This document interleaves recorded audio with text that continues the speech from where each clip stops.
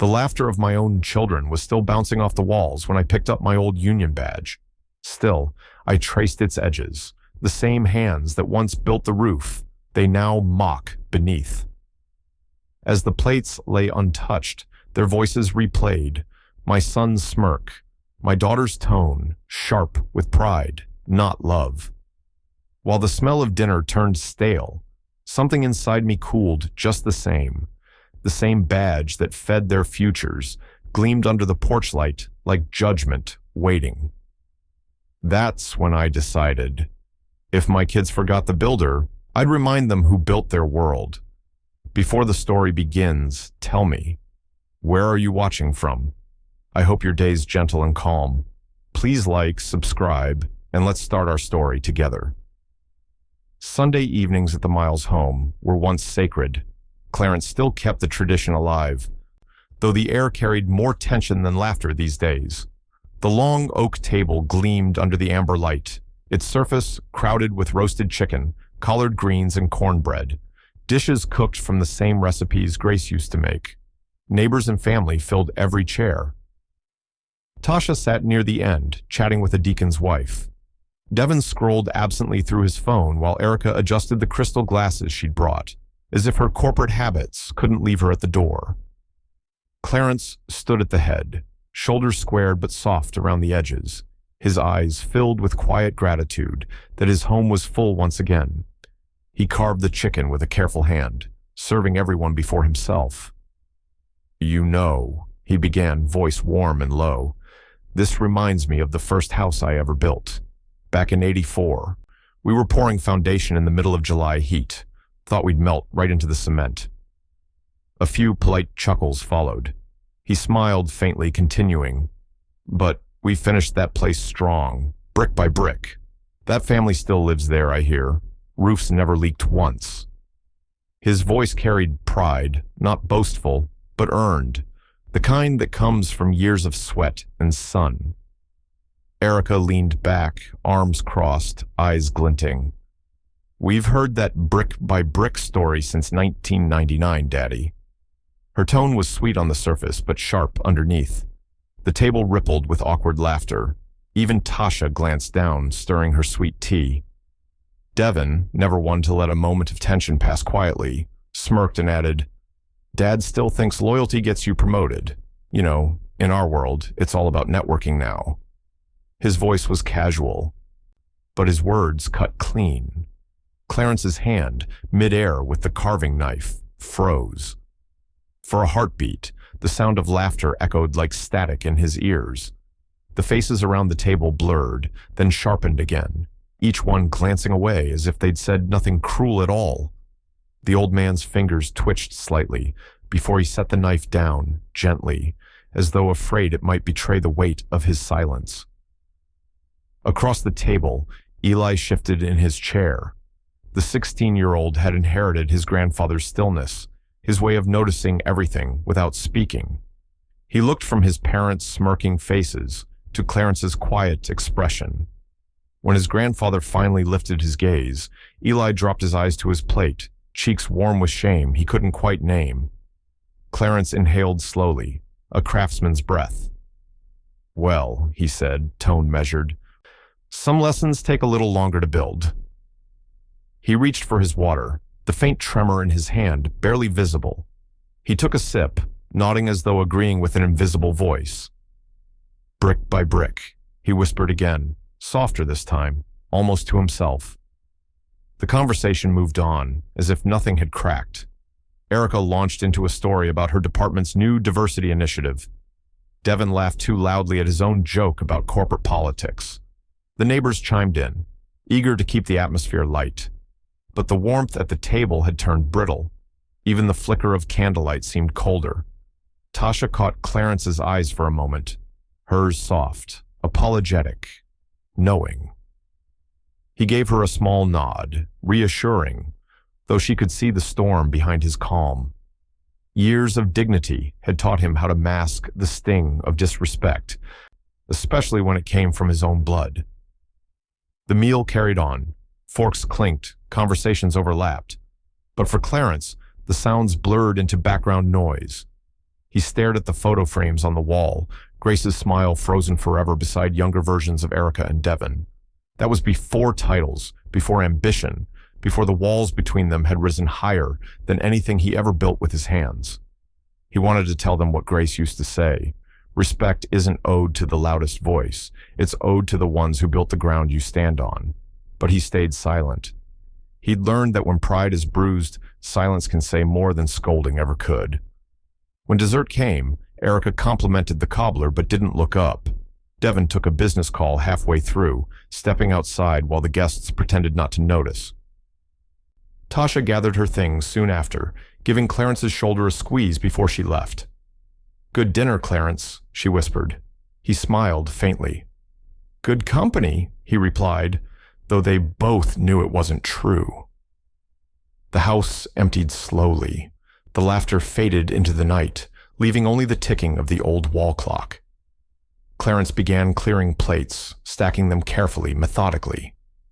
Eli lingered behind, helping him carry dishes to the sink. "You okay, Grandpa?" the boy asked quietly.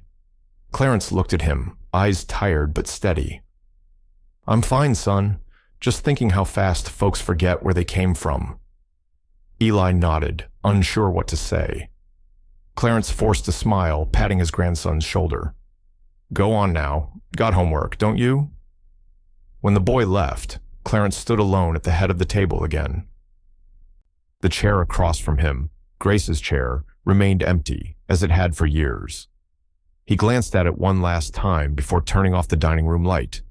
As darkness filled the space, his reflection in the window caught his eye. An old builder staring back at himself. The kind of man who'd spent his life lifting walls for others, only to realize the hardest ones were built inside his own home. He turned away, the faintest crack in his voice as he whispered, "Brick by brick." The echo lingered in the quiet house, half prayer, half promise. The house had long fallen silent. Only the hum of the refrigerator and the faint creak of the old floors kept Clarence company.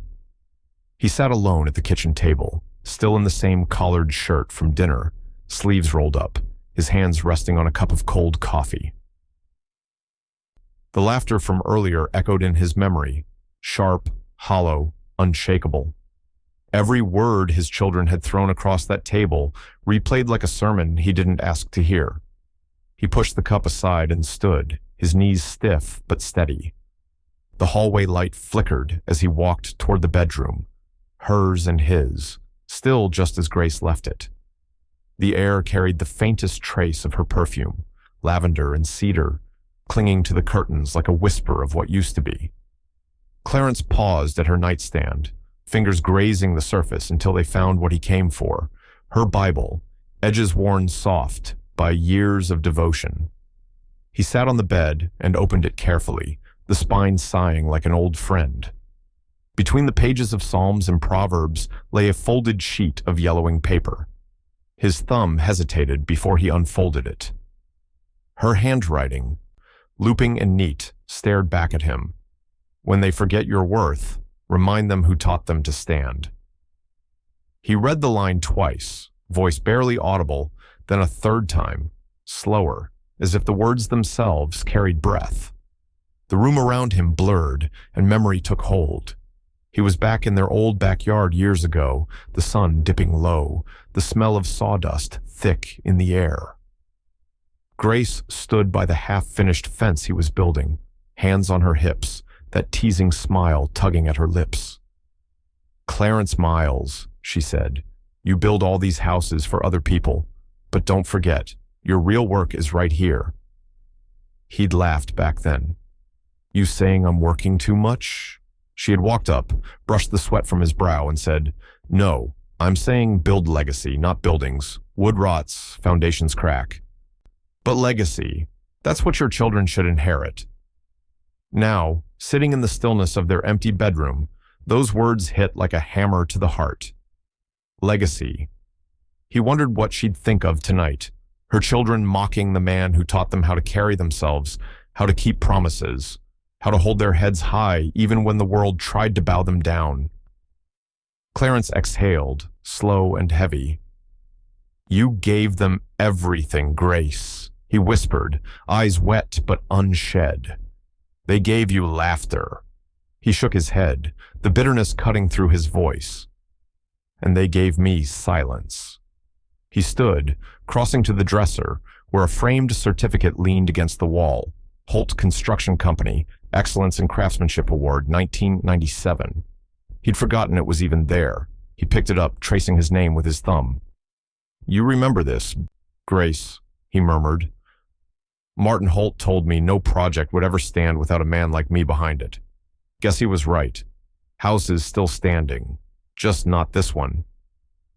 The clock on the nightstand ticked past midnight. Clarence looked at the phone sitting beside the certificate.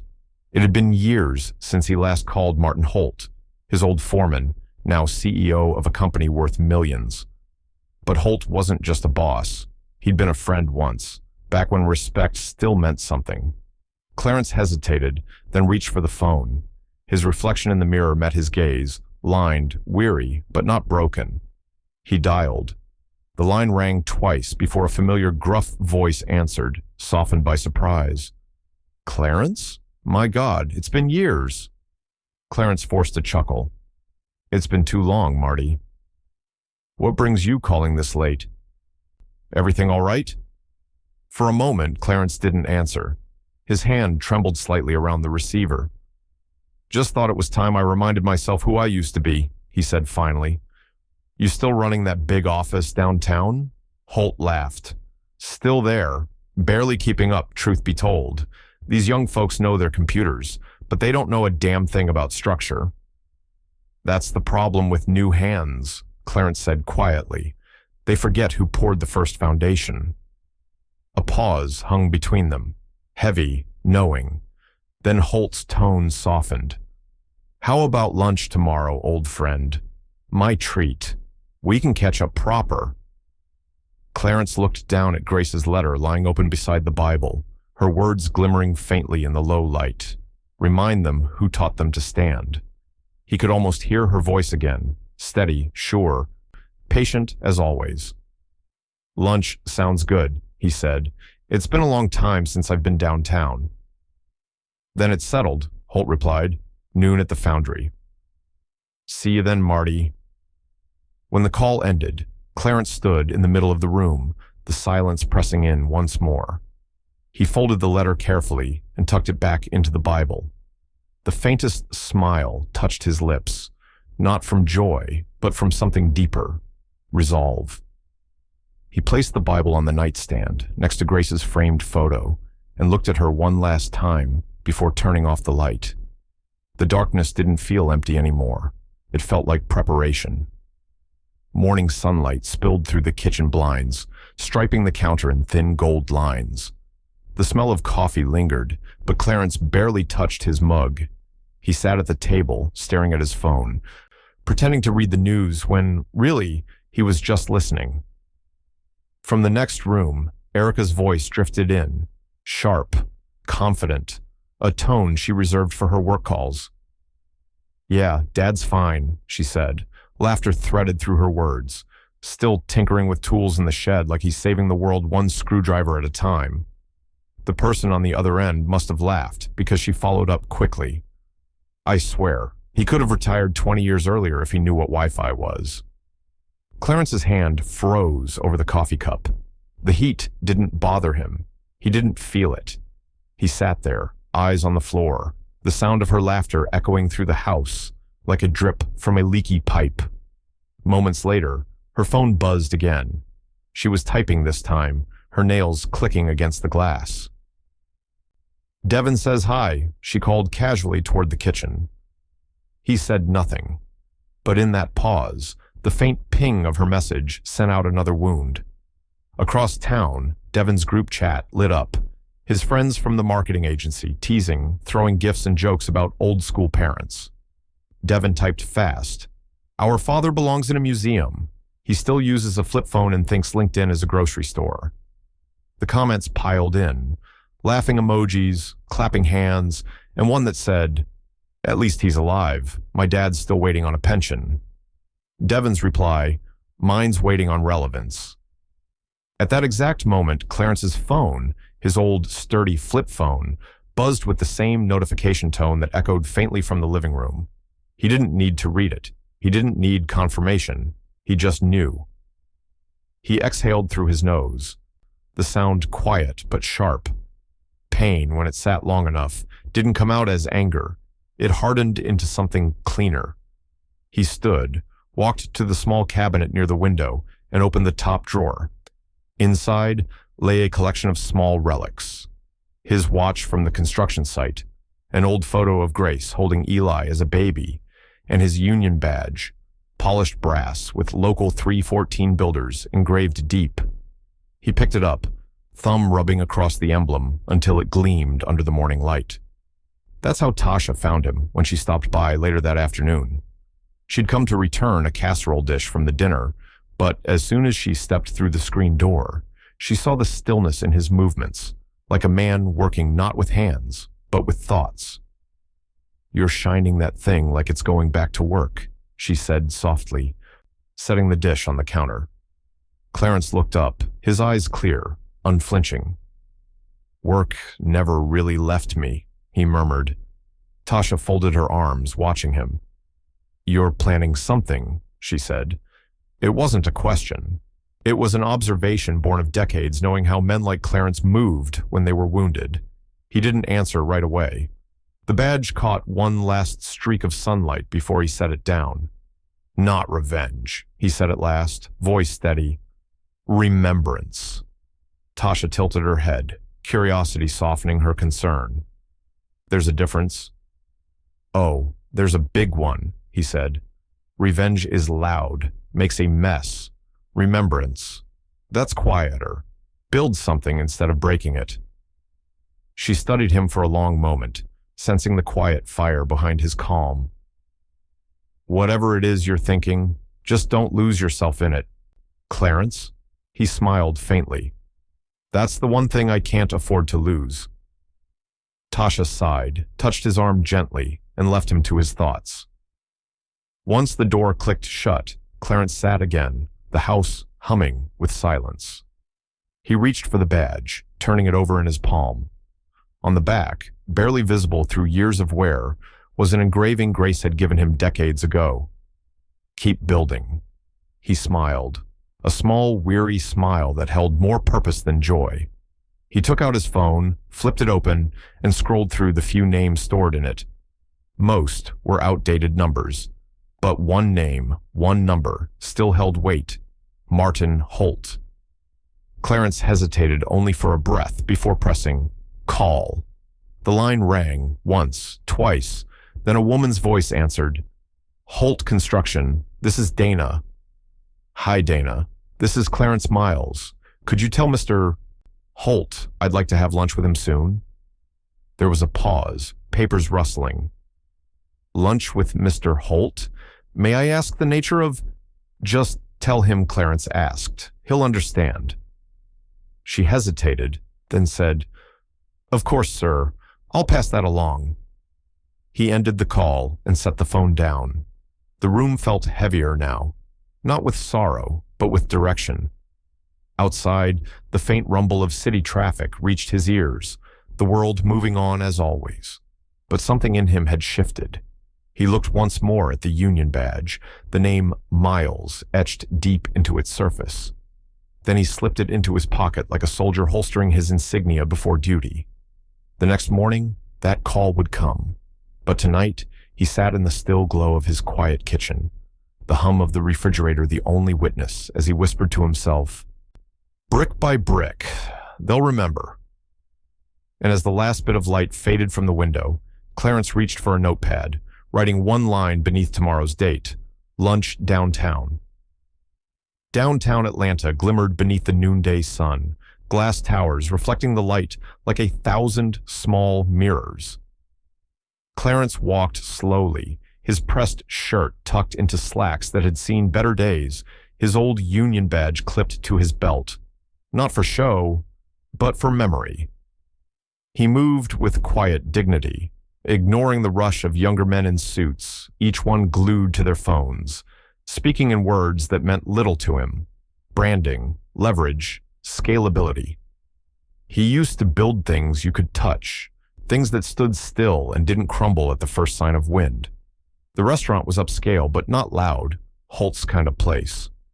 The foundry sat on the corner, a blend of brick and glass, built, ironically, by the very company whose name they both carried once upon a time. When Clarence stepped inside, the hostess looked at him curiously, perhaps wondering what business a man his age had in a place where lunch bills looked like mortgage payments. Before she could speak, a familiar voice cut through the hum of conversation. "If it isn't the man who built my first project." Martin Holt rose from his booth, smile spreading beneath the silver of his beard. He looked every bit the CEO now, tailored suit, confidence that filled the space, but his eyes softened when they landed on Clarence. Clarence grinned faintly, extending his hand. "That project's still standing, ain't it?" 37 years later, Holt said, shaking it firmly, and the only one that never had a single foundation crack. "Sit down, my friend. Let me buy you a steak." They settled into the booth, the server pouring water and stepping aside with the reverence reserved for regulars. Holt leaned back. "So, how's retirement treating you? Fishing? Traveling?" Clarence gave a small chuckle. "More like fixing pipes, mowing grass, trying to keep busy. Ain't much retirement when your hands don't know what to do with rest." Holt nodded knowingly. "Ain't that the truth? Inflation's eating up everyone's savings anyway. Even CEOs feel it." "Maybe," Clarence said, stirring his water, "but CEOs don't usually worry about running out of heating oil in winter." Holt laughed, half out of guilt. "You're right about that. Still, you always manage to live honest. That counts for something these days." They ordered ribeye for Holt, catfish, and greens for Clarence. The conversation drifted from old projects to the men they'd trained, names of workers long gone but not forgotten. For a moment, it felt like time had rolled backward to the construction sites, the smell of concrete and diesel, the shouts over wind and machinery. But then, Clarence's tone shifted, calm, deliberate. "You're still working with a lot of outside partners, right?" "Too many," Holt said with a sigh. "Half of them couldn't read a blueprint if their lives depended on it." Clarence nodded slowly. "You ever do business with Miles Consulting?" Holt looked up, curious. "Sounds familiar." "My daughter runs it," Clarence said evenly. "Erica Miles." "Ah," Holt said, snapping his fingers. "That's your girl, Small World, and your boy, DevCon Media, right?" Clarence's expression didn't change, but there was a weight behind his reply. "Yeah. Both of them, different paths, same roots." Holt frowned. "Wait, you're telling me both your kids work with us?" "Contracted under your outreach program, from what I hear. HR consulting, media support. They got nice write-ups about it online." Holt leaned back, connecting the dots, his brow furrowing. "Miles Consulting and DevCon Media. That's them." Clarence nodded once. They forgot where their work came from. The words hung heavy between them, half confession, half quiet indictment. Holt looked at him for a long while, as if weighing the meaning behind those words. Then he took a slow sip of water, setting the glass down gently. "Clarence," he said, voice lower now, "you think they know what they're doing?" A ghost of a smile crossed Clarence's lips. "They knew once. Maybe they just need reminding." Holt chuckled, a low sound that came more from understanding than amusement. "You always did have a way of teaching lessons without raising your voice." "Grace did most of the teaching," Clarence said softly. "I just built the walls to hold it." There was a long pause. The restaurant noise faded into a hum of silverware and soft jazz. Holt studied his old friend, his posture straight, his eyes still sharp beneath the years. "You know," he said, leaning forward, "I owe you a favor or two. Maybe more than that." Clarence looked up, meeting his gaze. "I didn't come asking." "I know you didn't," Holt said, a smirk ghosting across his lips. "That's what makes it worth offering." He extended his hand, palm firm, steady. Clarence hesitated for only a second before clasping it. There was no need for words, no contracts, no plans spoken aloud. In that single handshake, the unspoken pact took shape, one built not on vengeance, but on the justice of memory. Holt leaned back, signaling the server for the check. "Let me handle this one," he said, his voice casual again, but his eyes still thoughtful. "Feels like old times, doesn't it?" Clarence nodded. "Almost." They stood together, two men shaped by the same dust, the same principles. Holt clapped him on the shoulder as they walked out into the sharp autumn light. "Good seeing you, Clarence. You ever need something, anything, you call me, you hear?" Clarence smiled faintly. "You might regret saying that." Holt laughed. "We'll see."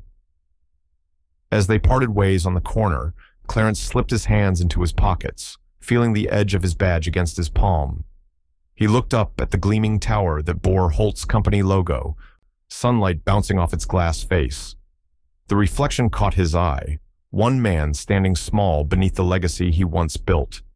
He turned toward the parking lot, his jaw tightening just slightly. Tomorrow, he thought, would not look the same. The glow of the laptop screen cut through the dim light of Clarence's living room, washing his weathered face in cold blue. It was past midnight.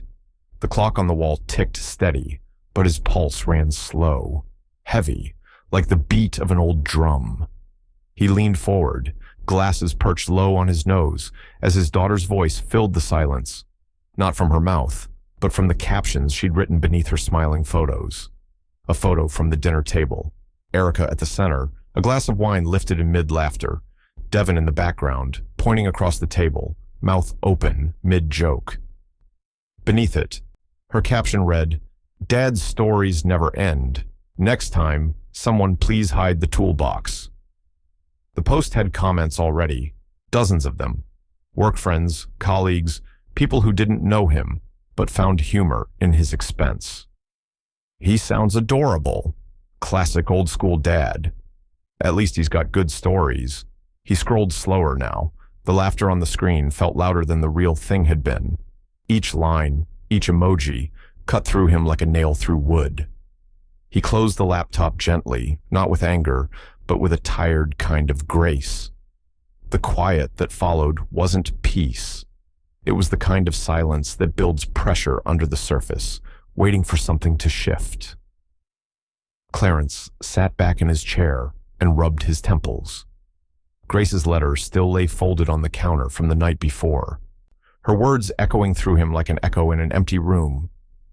"When they forget your worth, remind them who taught them to stand." He stood up, took his jacket from the hook by the door, and grabbed his keys. No hesitation, no noise, just motion. The drive to downtown Atlanta was mostly empty, the city lights shimmering on rain-slick pavement. Clarence's old pickup rumbled steady down the highway, the sound of the engine blending with his thoughts. The skyline rose ahead, cranes silhouetted against the moon, the skeletons of half-built towers reaching up like unfinished prayers. He pulled into the construction site without anyone stopping him. After all, most of the crew had gone home for the night. The place was half-lit, yellow security lamps casting long shadows across beams of steel and stacks of concrete mix. The air smelled of metal, oil, and damp earth, a scent he knew better than his own cologne. He stepped out, boots crunching on gravel, and walked slowly toward the base of the new high-rise. It was Holt Construction's latest project, one of the biggest in the city, one he'd quietly advised on years ago before retiring. Even now, his work lived in the blueprints, in the way the beams met clean and true, no wasted bolts, no crooked seams. A voice called out from behind, "Well, I'll be damned, legend back on deck." Clarence turned to see a younger man in a hard hat, Marcus, the current foreman, maybe 35 at most. His grin stretched wide as he walked over. "Didn't expect to see you here, sir. Thought you were done with this life."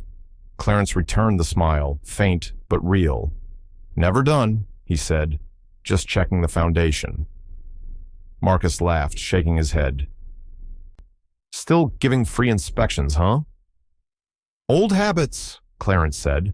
His gaze swept over the structure, the thick steel columns anchored deep in the concrete, the lines of tension cables, the wind whistling faintly through unfinished floors. You pour a bad foundation. Everything above it suffers. Always starts where people don't look. Marcus nodded, a little uncertain if Clarence was talking about the building or something else entirely. Clarence walked a few steps farther, his palm brushing against one of the cold steel beams. The metal thrummed faintly beneath his touch, like it remembered him. He closed his eyes for a moment and inhaled deeply. The night air was cool, sharp, alive. Winds shifting, Marcus said, glancing up as a low gust rolled through, clattering a few loose sheets of tin. Clarence smiled, looking out across the skeletal skyline. That's how you know change is coming. Marcus grinned. Always could read a sight like a preacher reads a verse. Clarence turned back toward his truck. Keep it clean, son. Foundations deserve respect.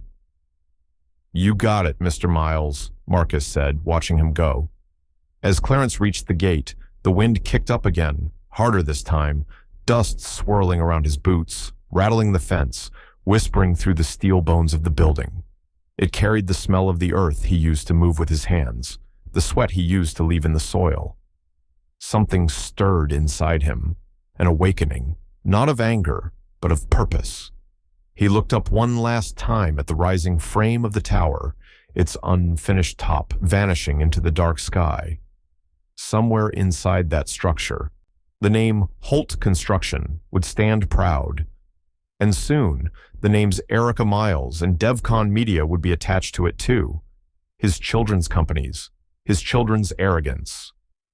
Clarence adjusted his collar against the wind and whispered to himself, "Brick by brick, Grace." The wind howled through the steel, echoing his words back to him, faint and metallic, like the city itself was listening. He climbed back into his truck, engine rumbling back to life, headlights cutting a path through the night.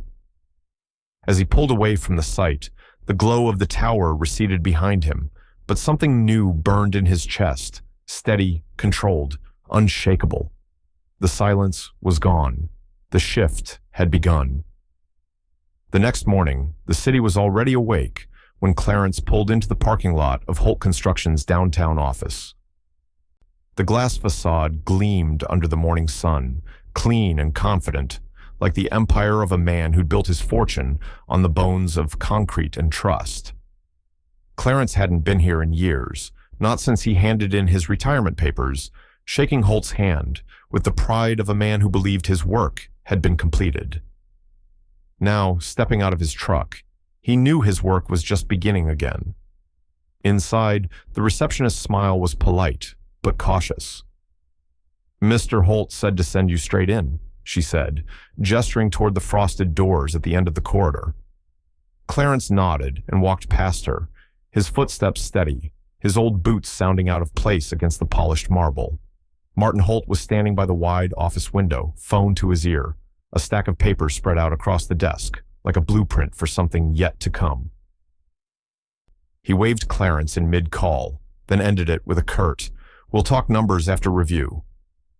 When he turned, that familiar grin broke through his professional mask. "There he is," Holt said, motioning toward the chair opposite him. "Atlanta's most reliable pair of eyes." Clarence smirked. "Guess that depends on what you want me to see." Holt chuckled, sliding a folder across the table. "A partnership proposal. 2 companies want to co-sponsor our youth employment initiative.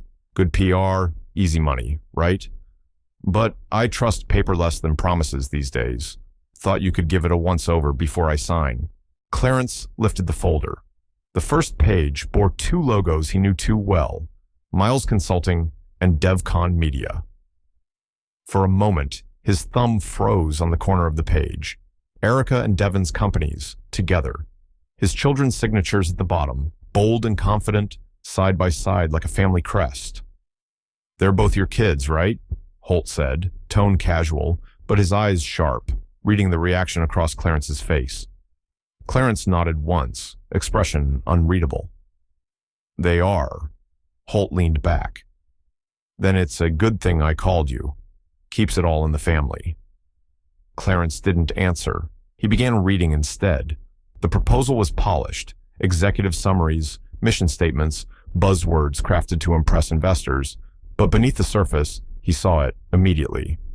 Compliance issues, misaligned timelines, overlapping vendor payments disguised as consulting services. The kind of careless oversight that could sink a partnership before the ink dried. 10 minutes passed. Holt poured himself coffee but didn't interrupt. Clarence's silence was its own kind of language, the kind spoken only by builders and men who read mistakes the way others read maps. Finally, Holt broke the quiet. You think they know what they're doing? Clarence closed the folder gently and set it down. They knew once. There was no malice in his tone, just a heavy sadness edged with something harder. He rubbed the bridge of his nose, the way he used to after long days in the field. They forgot the first rule, he murmured. Holt raised an eyebrow. And what's that? Measure twice, Clarence said. Always measure twice. Holt chuckled low, recognizing the familiar rhythm of an old craftsman's proverb. Then his expression sharpened. So, what do you want me to do? Turn it down? Send it back? Clarence leaned forward. Let's teach them due diligence. Holt grinned, an old wolf recognizing another. Now that's the Clarence I remember. He pushed the folder back across the desk. Show me what they missed.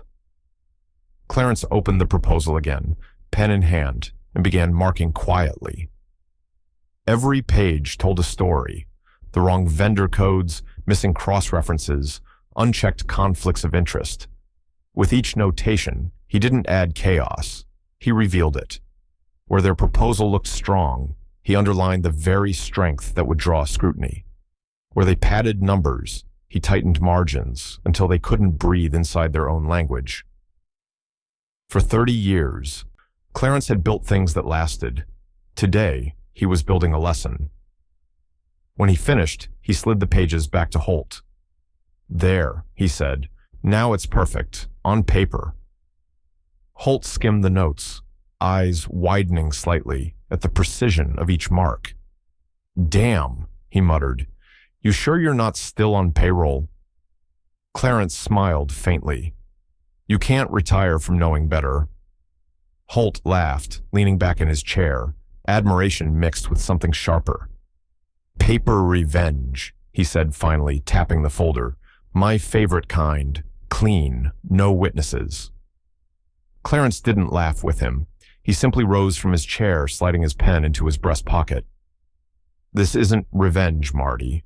It's truth. I'm just letting it read itself out loud. Holt nodded slowly, his smirk fading into something more respectful. Then truth it is. He stood, offering his hand again. Clarence shook it, firm, final. Their handshake wasn't loud, but it carried weight, the quiet kind that shifts the ground beneath other people's feet. As he turned to leave, the sunlight caught the polished floor, reflecting his figure back at him. For the first time in weeks, Clarence saw not the tired man from his children's jokes, but the builder, the man who once shaped a skyline.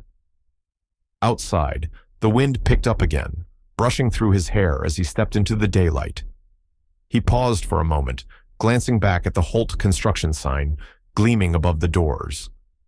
The next move was set in motion, wordless, deliberate, and already irreversible. The conference room on the 22nd floor gleamed like a polished courtroom, glass walls, chrome fixtures, and the faint hum of an air conditioner that never quite reached the back of the room. Holt Construction didn't host meetings, it staged performances, and today's audience was small but charged. 3 names bound by blood and legacy. Clarence stepped inside quietly, hat in hand, his face calm but unreadable. The long oval table stretched before him, filled with folders, coffee cups, and 2 sleek laptops, one belonging to Erica, the other to Devon. Neither of them looked up at first. They were too busy scrolling, whispering last-minute strategy. When they finally did, both froze. "Dad?" Erica's voice hitched, halfway between surprise and disbelief. Devon's brows knitted into a frown. "What's going on here?" Before Clarence could answer, the glass door swung shut behind him. Martin Holt entered, his presence immediately filling the room. "Glad everyone could make it," he said, tone smooth but firm. "We've got a joint proposal to finalize, and I thought we'd add one more perspective to the mix." Devon straightened, wary. "You mean him?" Holt ignored the tone, pulling out a chair beside Clarence. "That's right. Mr. Miles here gave this proposal a review for me last night." Clarence said nothing, his eyes on the polished table, the faint reflection of his son and daughter glinting back at him like ghosts of what they used to be. Erica forced a tight smile. "Oh, that's great," she said, though her jaw betrayed tension. "I'm sure Dad enjoyed the nostalgia trip." Holt clasped his hands. "Actually, he found some very important things I might have missed." The air shifted. Erica's smile faltered, and Devon leaned forward. "I'm sorry, but respectfully, Dad's not exactly in corporate compliance," he said, his words clipped but cold. "He doesn't know our systems. These contracts are ashtif." Holt raised a hand, cutting him off without looking his way. "Devon, your father built the foundation of this company. You're sitting in a tower that stands because he laid its bones straight." The words landed like a gavel. Clarence didn't move, didn't smile, didn't gloat. He just sat still, hands folded on the table, watching his children shift uncomfortably in their designer suits. Holt reached for the proposal folder and flipped it open. "Let's walk through a few sections, shall we? Here, under financial compliance, line 42. Erica, you approved the subcontractor credentials." Erica blinked, glancing at her screen. "Of course. We vetted them last quarter." "Except," Holt interrupted, tapping the page, "their license expired 6 months ago. That's a state violation. Small, but costly." Erica's throat tightened. "That must be an error in the—" "It's not," Clarence said quietly. His voice didn't carry anger, just fact. "You missed it. It happens." She turned toward him then, eyes flashing with a mixture of embarrassment and defensiveness. "You read one file and suddenly you're an expert?" Holt's voice came in cool and level. "He doesn't have to be an expert. He just has to read what's in front of him." Devon leaned back, trying to salvage confidence. "Okay, maybe one oversight. Everyone makes mistakes." "Sure," Holt said, flipping another page. "But what about the client disclosure statement, the section your media firm handled?" Devon's face stiffened. "What about it?" "Your cost projections overlap with your sister's HR consulting fees. That's double billing under this agreement." Devon frowned, scrolling frantically on his laptop. That's just a draft version." "It's the version you submitted," Holt cut in sharply. Silence fell like a curtain. The hum of the air conditioner filled the void. Somewhere down the hall, a phone rang and went unanswered. Erica looked down at her manicured hands, and Devon's knuckles whitened as he gripped the table edge. Clarence exhaled slowly. His eyes stayed steady, not triumphant, just sad. "You two worked hard for this," he said quietly. "But working hard don't mean working right." Erica's voice wavered. "Why are you even here, Dad? To embarrass us?" Holt answered before Clarence could. "To save you." Devon laughed once, dry and bitter. "Save us? By throwing us under a bus in front of a CEO?" Holt stood. "If I wanted to throw you, son, you wouldn't have seen it coming." He looked at Clarence, then back at them. "What I'm doing is showing you who's still holding the blueprint when the frame starts to shake." Erica swallowed hard, blinking fast. "I didn't mean—" But Holt's hand raised again, this time softer. "You don't have to explain. You just have to listen. Your father's eyes caught what your titles didn't." The weight of the words pressed into the room. For a moment, no one moved. Devon stared down, his jaw tight. Erica looked away, pretending to fix a loose strand of hair, but her composure cracked, just slightly. Clarence finally rose from his chair, slow and deliberate. "I'm just here to check the foundation," he said quietly. Holt nodded, meeting his gaze. "And it looks like it's shifting." Clarence adjusted his jacket, gave a single nod to Holt, then turned toward the glass door. His reflection passed over the skyline behind them, the city sprawling wide, indifferent, built on stories like this one. Behind him, the silence thickened. Holt stood motionless. Erica's eyes followed her father's retreating form, lips parted, but no sound coming out. The door clicked shut, leaving only the faint buzz of the fluorescent lights and the sound of two people realizing, maybe for the first time, that their pedestal wasn't built by them. It was built for them. Outside, Clarence paused at the end of the hallway, looking out the window at the tower cranes swinging slow against the sky. Somewhere deep inside, the silence shifted again, and this time, it wasn't quiet at all. Sunday sunlight streamed through the stained glass windows of New Hope Baptist Church, casting a mosaic of blues and reds across the congregation. The choir had just finished their hymn, and the hum of Amen drifted like a breeze through the wooden pews. Clarence sat in his usual spot, third row, aisle seat, hands folded over his hat, posture upright, expression calm. He'd been coming here since he was 20, long before the wrinkles, long before his children grew too proud to bow their heads. Tasha Coleman, the pastor's wife, stood at the pulpit. Her robe swayed as she adjusted the microphone, her voice clear and steady. "Today's message," she began, "is about respect, about remembering who planted the seeds that made your tree possible." Her gaze moved slowly across the congregation. She wasn't reading from notes. Her words came from somewhere deeper.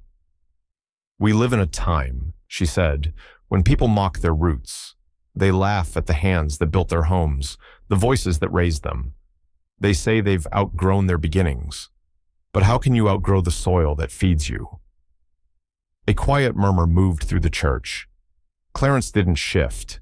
He kept his eyes fixed straight ahead, but he could feel the temperature around him change. A few rows back, Erica sat with her arms crossed, dressed sharp as always in her navy blazer and heels. Devin wasn't there. She'd said he had meetings. Her foot tapped against the floor, not with rhythm, but with restlessness. Tasha continued, her tone rising like slow thunder. "When you mock the ones who came before you, you're not proving how far you've come. You're showing how far you've fallen from gratitude." Erica's jaw clenched. Her eyes darted toward the pulpit, then away. She shifted in her seat, pretending to fix the crease in her skirt. A woman beside her whispered a quiet, "Mm-hmm," but the sound only made the silence in her head louder. Clarence's expression didn't change. He looked composed, but his mind replayed that dinner night. The laughter, the mocking, the way Grace's empty chair seemed to listen more than anyone else. Beside him, Eli leaned close, voice barely above a whisper. "She's talking about Mom, isn't she?" Clarence's lips pressed into a line. Then he said softly, "Maybe she's talking about me." Eli frowned, confused. But Clarence didn't elaborate. He didn't need to. He understood what Tasha was doing. She wasn't preaching just to the congregation. She was speaking to the house, divided right there in the pews. Tasha raised her hand, her voice building with rhythm now. "You can't build higher if you tear down the foundation that lifted you. You can't honor God while dishonoring where you came from. Legacy isn't something you inherit. It's something you protect." The choir behind her nodded and murmured agreement. "Tell it, pastor's wife," someone said. Erica's shoulders stiffened. Her hands clasped tightly together in her lap. She knew people were glancing at her. She could feel it, the way a whisper travels faster than truth. The words "mocking your roots" kept ringing in her ears long after Tasha had moved on to the next verse. When the sermon ended, the choir rose again, voices swelling with the final hymn. Clarence stood slowly, adjusting his jacket, the hymn book still in his hand. Eli tugged at his sleeve. "Grandpa," he whispered, You okay? Clarence smiled faintly, eyes glistening under the colored light. I'm right where I need to be. After the benediction, people moved through the aisles, greeting one another with hugs and handshakes. Tasha made her way down from the pulpit, still glowing with the energy of her sermon. When she reached Clarence, she smiled knowingly. Didn't mean to make the air too thick in there, she said softly. You just said what needed saying, Clarence replied. Some foundations need a reminder they're still holding weight. Tasha's smile deepened, touched with quiet sorrow. You always did understand the work beneath the sermon. Before Clarence could respond, his phone buzzed in his pocket. He glanced down at the screen, an unfamiliar number with Holt Construction's area code. He stepped aside to answer. Mr. Miles, a woman's professional voice came through. This is Janelle from Holt's PR team. We were at the service today. Pastor streamed it on the church's page. That message about roots? Beautiful. We just wanted to say Holt Construction would love to feature you in our upcoming community highlight. You're what we call a cornerstone. Clarence paused, eyes softening. Cornerstone, huh? Haven't heard that in a while. Yes, sir. You're an example of what it means to build lasting foundations. We'll tag you in the post later this week. He thanked her and hung up, sliding the phone back into his pocket. As he stepped outside, the Georgia heat hit him full, sunlight warm on his face. Across the parking lot, Erica was unlocking her car. Her phone buzzed too, and she glanced at the screen. A video clip from the service, Tasha's sermon, was already making rounds online. The caption read, Atlanta pastor's wife delivers powerful message about honoring your roots. The clip had already been shared by Holt Construction's page, with Clarence's photo beside it. Her breath caught. By the time she got home, LinkedIn notifications would start flooding in. Your father's speech was powerful. Didn't know your dad worked for Holt. Incredible legacy story. And all she could do was stare at that thumbnail, her father's calm, steady face beside the pulpit, and feel the slow creep of embarrassment crawl beneath her skin. Back inside the church, Clarence lingered a moment longer in the doorway, watching sunlight spill across the pews. Grace's letter echoed in his mind again. Remind them who taught them to stand. He smiled faintly, the sound of the choir still fading behind him. Outside, a phone pinged again, somewhere in the crowd. Another share, another tag, another reminder that the quiet man they'd mocked had just become a headline. And for the first time in a long time, the silence worked in his favor. The following week began like any other at Holt Construction, at least on the surface. Emails flew, phones rang, and the hum of industry filled every corner of the downtown office. But behind closed doors, something colder moved in the air. Martin Holt had issued a company-wide memo early Monday morning, routine partner audits. It was standard procedure, he said. Just a compliance check to ensure integrity among vendor relationships. No one knew, except Clarence, what those words truly meant. In a quiet office, 2 floors below Holt's, a team of accountants got to work. Files from partner firms were uploaded into the system. Expense reports, payroll documents, vendor contracts. DevCon Media and Miles Consulting were among them, folded neatly into the queue like any other name. The kind of move that drew no suspicion until the details began to surface. By Wednesday afternoon, the first red flags appeared. DevCon's ledgers were slickly formatted, all branding polish and confidence, but beneath the shine, the math didn't add up. Misfiled client deductions, one auditor murmured, scrolling through rows of numbers. Looks like overlapping invoices here and here. Another leaned in. These aren't just mistakes. This looks like someone double-counted advertising write-offs. Could be intentional. Upstairs, Holt received the first report. He didn't react immediately. He just turned his chair toward the window, looking down at the construction site across the street. The cranes moved slowly, lifting steel beams into place. Pull Erica's file too, he said finally. Miles Consulting. By Thursday, the second wave hit harder. Erica's firm wasn't guilty of creative math, but favoritism, lack of disclosure, and a few quiet bonuses tucked into payroll spreadsheets. Nepotism in black and white. Payments to cousins, a consultant who turned out to be Devon's college friend, and one internal transfer labeled employee morale stipend. It didn't take a forensic accountant to read what it really was: unreported bonuses. Holt sat back in his chair, a slow exhale leaving him. Legacy's children, he muttered. That evening, Clarence received a call from Holt. We're finding interesting things, Holt said, voice tight. Nothing criminal yet, but sloppy enough to raise eyebrows. Clarence's tone stayed calm. Numbers don't lie. People do. Holt hesitated. You sure you want me to keep digging? This could get ugly. Clarence's answer came without pause. You asked me once what I built, Marty. This is part of it. Keep digging. After the call ended, Clarence opened his old laptop. He'd spent the afternoon combing through public databases, contract filings, charity reports, employee rosters. Nothing illegal, nothing hacked. Just open information, the kind of data people ignored because they never thought anyone old enough to have built houses could read spreadsheets. He compiled the findings, cross-references that matched every irregularity the audit team was already uncovering. When he sent the file to Holt's private inbox, the subject line was simple: public sources only. The next morning, everything broke.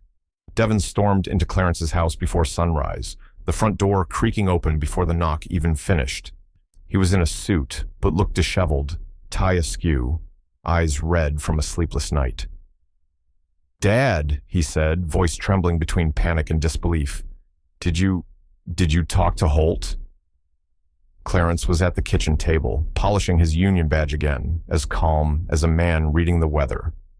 Morning to you too, son. Don't play coy, Devon snapped.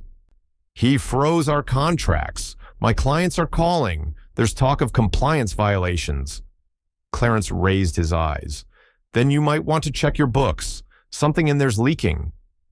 Devon slammed his hands on the table. Did you do this? Did you feed him something? For a moment, Clarence said nothing. The quiet between them stretched taut, filled with years of unspoken pride and resentment. Then he leaned back in his chair, folded his hands, and said evenly, You told me I was outdated. Turns out I still read numbers fine.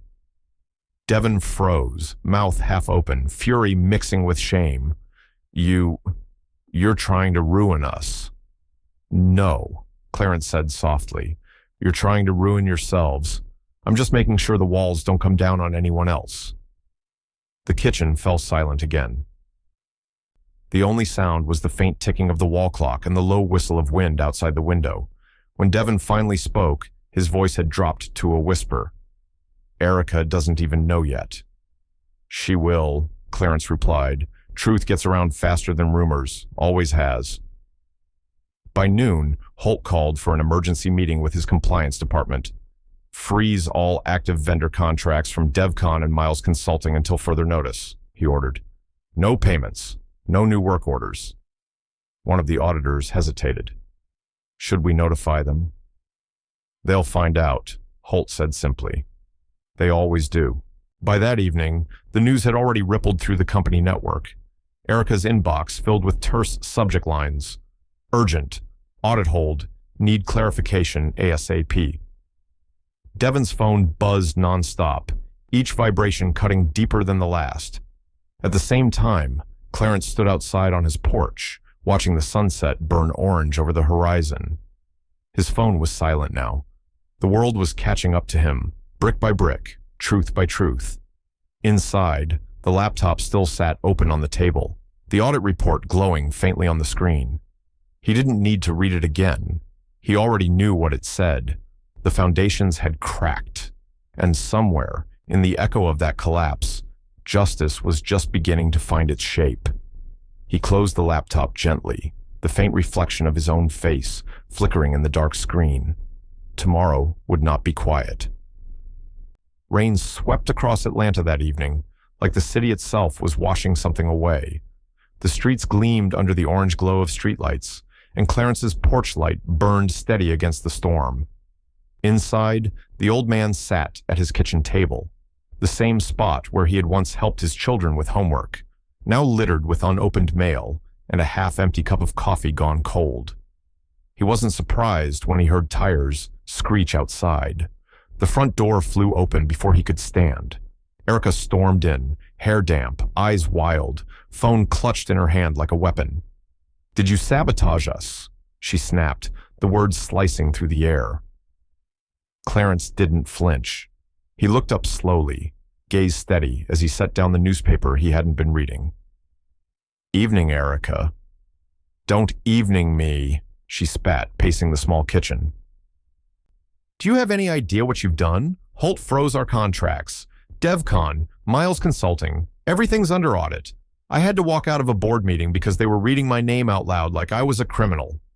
Clarence's voice stayed calm, almost quiet. "You embarrassed me in my home," he said, his tone even but heavy.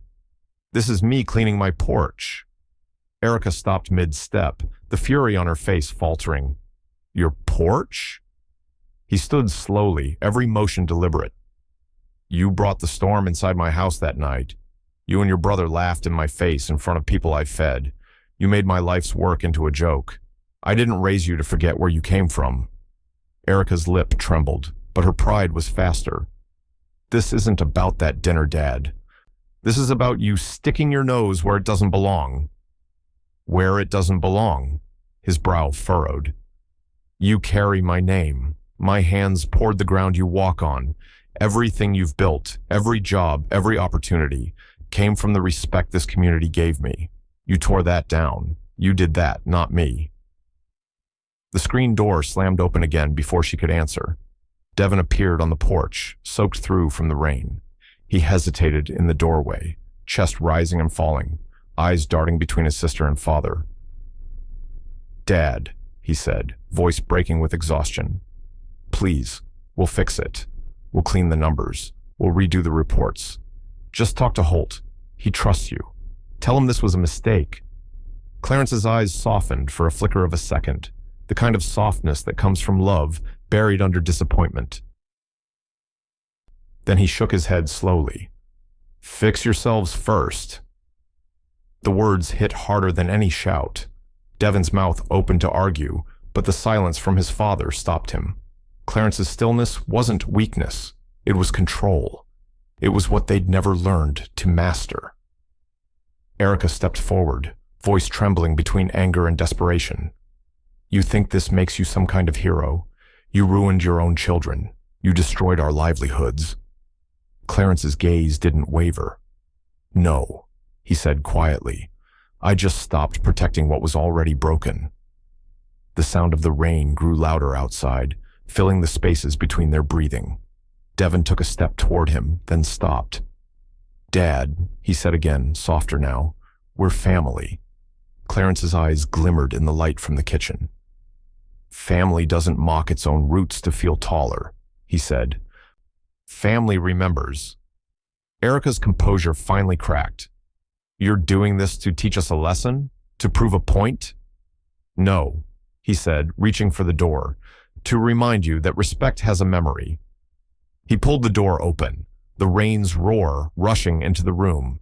Erica froze, her jaw tight, her eyes wet. Not from the rain, but from the sting of something heavier. Devin looked like he wanted to say more, but the words never came. Clarence stood between them and the storm, unmoved. "You should go home," he said, voice firm but not cruel. "Both of you. It's late." Devin hesitated, then reached out as if to touch his father's shoulder, but stopped short. The distance between them wasn't measured in feet anymore. It was years of misunderstanding, pride, and unspoken apology. Clarence stepped back inside, closing the door gently behind him. The latch clicked, a small, final sound that seemed to echo longer than thunder.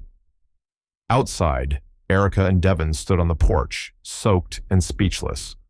The light from the window framed their father's silhouette inside, Still, unwavering, a man who'd built his life on integrity and was now defending it the only way he knew how. The storm kept pouring, washing down the steps, thunder rolling in the distance like an unfinished sentence. Inside, Clarence sat back down at his table. His hands trembled slightly as he reached for his cup of cold coffee, but his eyes were steady. For a long moment, the camera would hold on his face, the quiet dignity, the grief buried under control, the strength that didn't need to shout. He exhaled once, slow and certain, and as the screen faded to black, the words would linger in the silence like a vow. Respect has a memory. Monday morning came with the kind of gray sky that promised nothing but trouble. Atlanta's skyline looked washed out, the air heavy, as if the whole city was holding its breath. Clarence sat on his porch with his morning coffee, watching the storm clouds gather. Somewhere downtown, in offices full of glass and tension, the consequences of his quiet choices were beginning to fall, one drop at a time. By 9 a.m., Holt Construction's internal memo hit the inboxes of every executive, partner, and department head. Effective immediately, all active contracts with DevCon Media and Miles Consulting are suspended pending review of compliance violations and potential conflict of interest. It was a single paragraph, but it landed like thunder. Within minutes, Erica's phone exploded with notifications. Her assistant's voice shook as she rushed into the office. "They cut us, Erica. Holt just terminated the contract. The entire partnership's on hold." Erica's heart hammered as she opened her email. There it was, plain and cold, the company logo staring back like a judge's gavel. She could already feel the eyes of her team on her, whispers spreading like wildfire across the open plan floor. By noon, she was in her CEO's office, rain streaking down the wide windows behind her. "I can explain," she started, but the words felt thin even to her. Her boss leaned back, expression unreadable. "Explain what, exactly? Why Holt's compliance team just flagged your father as a whistleblower?" Erica blinked, caught between disbelief and dread. He's not a whistleblower. He's my father." There's old family tension, that's all. It's personal, not professional." The CEO frowned. "You're telling me this is about family drama?" He sighed, the disappointment sharper than anger. "Erica, corporate integrity doesn't make exceptions for personal relationships. You should have disclosed this connection from day one." She felt the floor drop beneath her. Every word she tried to form came out hollow. "I didn't think it mattered," she whispered. "Well, it does now," he said, eyes fixed on the rain beyond the glass. "Take a few days. We'll review your position once the audit closes." Across town, in a sleek but suddenly quiet office, Devin was living his own downfall. His phone wouldn't stop buzzing, clients calling, investors pulling back, PR contacts suddenly unavailable. Each conversation ended the same way: polite regret, avoidance, excuses wrapped in corporate language. "Devin, this isn't about you," one client said over speakerphone. "But with Holt under review, we just can't be associated. It's optics, you understand." He hung up mid-sentence, staring at his reflection in the dark window. For the first time, his own branding, his sharp suits, his modern swagger, looked like a mask he couldn't peel off fast enough. The power he'd chased for years had slipped right through his hands, invisible as rainwater. By late afternoon, the storm outside turned heavy. And that's when the story broke publicly. A statement appeared on Holt Construction's social media feeds, signed by Martin Holt himself. The words were simple, but cut deep. "We thank retired foreman Clarence Miles for his continued dedication to ethical standards and diligence in reviewing partner integrity. His decades of service remind us that strong foundations begin with accountability." The local business journal picked it up within the hour, then the TV stations. The headline rolled across the bottom of the evening news: "Veteran foreman saves firm from scandal." Clarence's name, after decades of quiet labor, was suddenly everywhere. His picture, taken from an old Holt archive, showed him in his work helmet, smiling under the Georgia sun. For most, it was a feel-good story about honesty. For Erica and Devin, it was a mirror they didn't want to look into. But Clarence didn't see the coverage. He was outside, fixing the back fence where a storm branch had fallen the night before. The news anchor's voice drifted from the old radio in the kitchen window, but he didn't stop working. The rain had turned to drizzle now, soft and steady.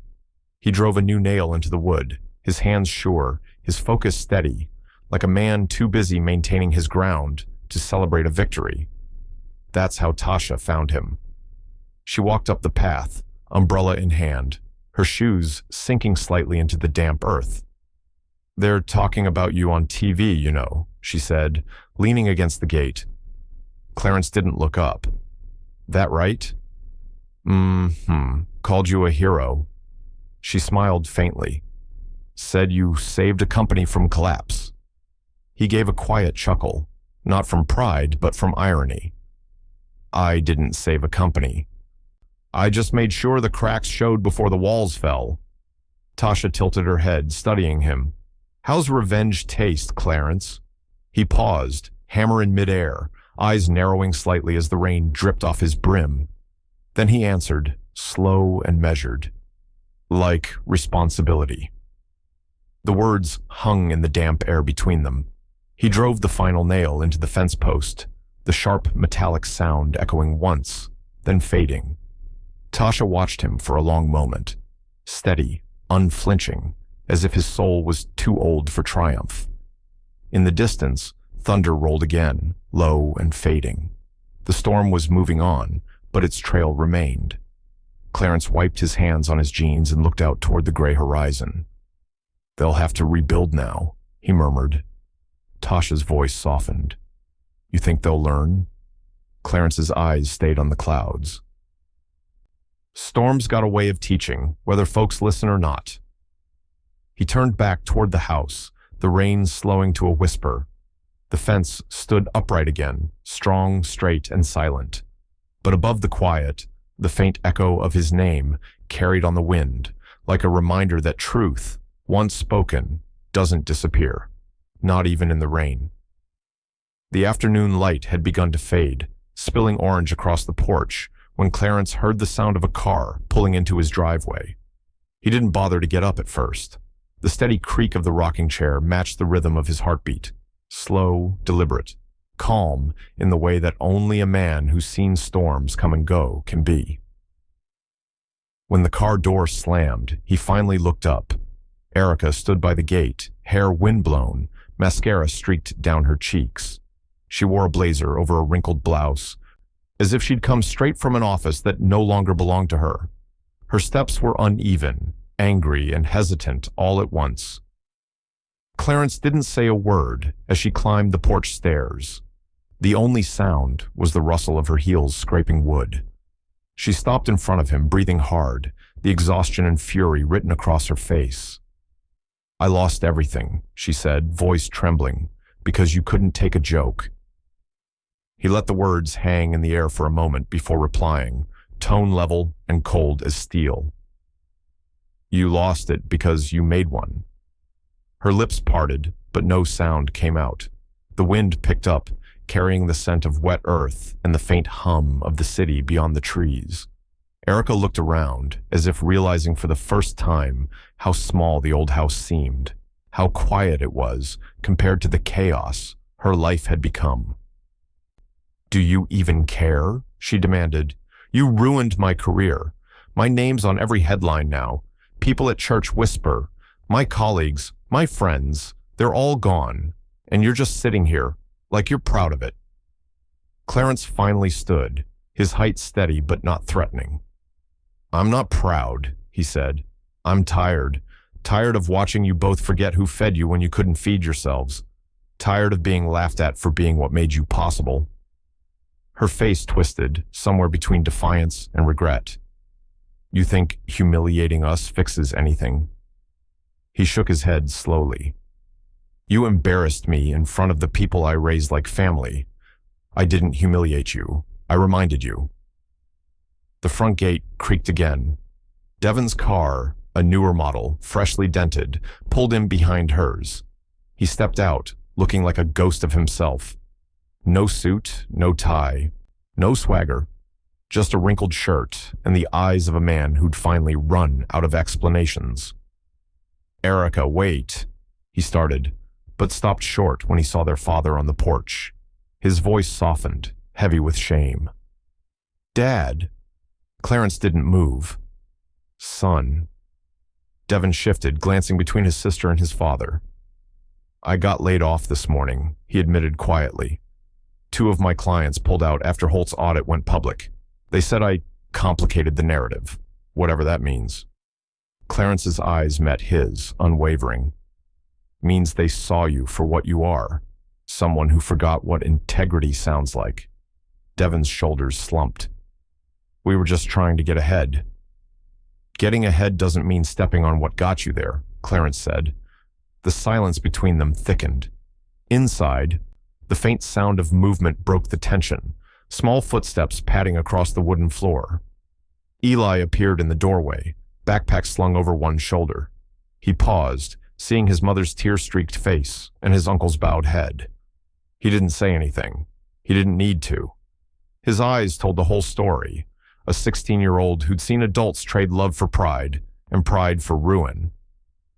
"Eli," Erica whispered, voice cracking. "Go inside." But he didn't move. He looked instead at his grandfather, searching for something, an anchor, a truth, a reason. Clarence met his gaze and gave a single, quiet nod. "You hungry, son?" he asked. Eli hesitated. "A little." Clarence turned back to the kitchen door. "Then come on, dinner's almost done." Erica blinked, confused. "You're just going to feed us? After everything?" "I'm not here to feed your pride," Clarence said. "I'm here to remind you what real hunger feels like." He gestured toward the table inside. The smell of cornbread and stew filled the air. Simple, warm, grounding. Devin hesitated, then followed Eli in. Erica lingered at the doorway, tears mixing with fresh rain from the roof's edge. "You'll eat," Clarence said from behind her, his tone steady. "Then you'll learn what hunger really means." She turned to him, brow furrowed. "And what's that supposed to mean?" He looked past her, toward the road where the light was beginning to fade. "Hunger," he said quietly, "isn't just about food. It's about realizing what you took for granted." Erica swallowed hard, then stepped inside without another word. The house filled with the faint clatter of dishes, the scrape of chairs, the awkward silence of people who once knew each other but now had to start again. Clarence sat at the head of the table, same spot as always, the storm from weeks ago finally replaced by a different kind of quiet, one that wasn't peaceful yet, but wasn't bitter either. Outside, the last bit of daylight slipped behind the trees, painting the windows gold before fading to gray. Clarence stared out into the dusk, listening to the hesitant sounds of his family eating behind him. The foundation was cracked, but it was still standing. And maybe, just maybe, they'd learn how to rebuild it, one bite, one truth, one silence at a time. The gymnasium smelled of floor polish and anticipation. Folding chairs lined up in neat rows, banners hung from the rafters. Generations of builders, a tribute to legacy. Parents and grandparents filled the seats, their voices blending into a low hum. On stage, a podium stood beneath a soft spotlight. For most families, the event was just another school function, another Saturday afternoon obligation. But for Eli Miles, it was personal. He stood near the stage with his note cards clutched tightly in one hand, eyes darting toward the entrance every few seconds. His classmates had each invited someone who represented their family's legacy, a business owner, a teacher, a firefighter. Eli had invited his grandfather, Clarence Miles. Clarence had said no at first. "You don't need an old man up there talking about bricks," he'd said 2 nights earlier, sitting at the kitchen table, his hands wrapped around a cup of tea. Eli shook his head, stubborn. "It's not about bricks, Grandpa. It's about what you built." Clarence had smiled then, a small, weary thing that barely reached his eyes. You're too young to know what I built." "Then tell me," Eli said quietly, "so I can tell them." And that had been the end of the conversation, at least until this morning, when Clarence showed up in his pressed shirt and the same jacket he'd worn to Holt's first construction ceremony 30 years ago. He didn't say a word, just nodded at Eli by the gym doors, and together they took their seats in the second row. Devin and Erica arrived late. They stood in the back, both looking out of place. Erica wore sunglasses indoors, the kind of disguise people use when they're hiding, for more than just attention. Devin's suit jacket hung loose, his tie missing, his posture uncertain. Neither spoke. They hadn't since that night at Clarence's house. The air between them was heavy with everything they didn't say. The principal's voice boomed over the mic. "Today, our students will share stories of the people who built their futures. Let's begin with 10th grader Eli Miles." Applause followed, polite but warm. Eli stepped up to the podium, his note cards shaking slightly in his hand. He looked out across the crowd, spotted his grandfather in the second row, and took a deep breath. "My project's called Foundations," he began. His voice wavered but held. "It's about what we build, and who we build it for." He glanced down at his first card, then back up. "Most people think being a builder means using tools, or hard hats, or blueprints. But my grandpa taught me something different. He said building isn't just about walls, it's about people." Clarence's head tilted slightly, eyes softening. Eli continued, his voice growing stronger. "My grandpa, Clarence Miles, spent his life building homes people still live in. Not perfect ones, not fancy ones, but strong ones. The kind that stay standing when storms come." A murmur of approval rippled through the crowd. Parents nodded, smiling. But Eli wasn't done. He looked down again, his jaw tightening. "And my parents..." He paused, the room growing still. "My parents build excuses." The silence that followed was sharp, almost painful. Devin's shoulders tensed. Erica's breath caught, her hands gripping the armrest of her chair. The words seemed to echo longer than they should have. Eli didn't look away. "They forgot what he taught them," Eli said, his tone quieter now, but no less certain. "They forgot that foundations crack when you stop taking care of them. My grandpa showed me that respect isn't something you talk about. It's something you build, one choice at a time." Gasps swept through the audience. Even the principal shifted uncomfortably, glancing toward the back. But Eli pressed on, his eyes locked on Clarence's. "He didn't teach me how to build houses. He taught me how to stand." He stopped there, letting the words rest in the stillness. Then slowly, the room filled with applause. Uneasy at first, then genuine, rising like a slow storm breaking apart the silence. Erica's sunglasses couldn't hide her tears anymore. She turned slightly, hand covering her mouth. Devin sat motionless beside her, guilt etched deep across his face. Clarence rose to his feet, not out of pride, but out of something quieter. He didn't clap. He just stood there as the applause rolled over them all, his eyes fixed on his grandson, the one person who hadn't forgotten the lessons the others had buried. When Eli finally stepped off the stage, he walked straight to Clarence. Cameras clicked, teachers smiled, but in that moment, nothing else existed. Clarence placed a hand on the boy's shoulder, then pulled him into a hug. Firm, unspoken, timeless. "Good speech," he murmured. Eli looked up at him, eyes wide and wet. "I meant every word." Clarence nodded once. "I know you did."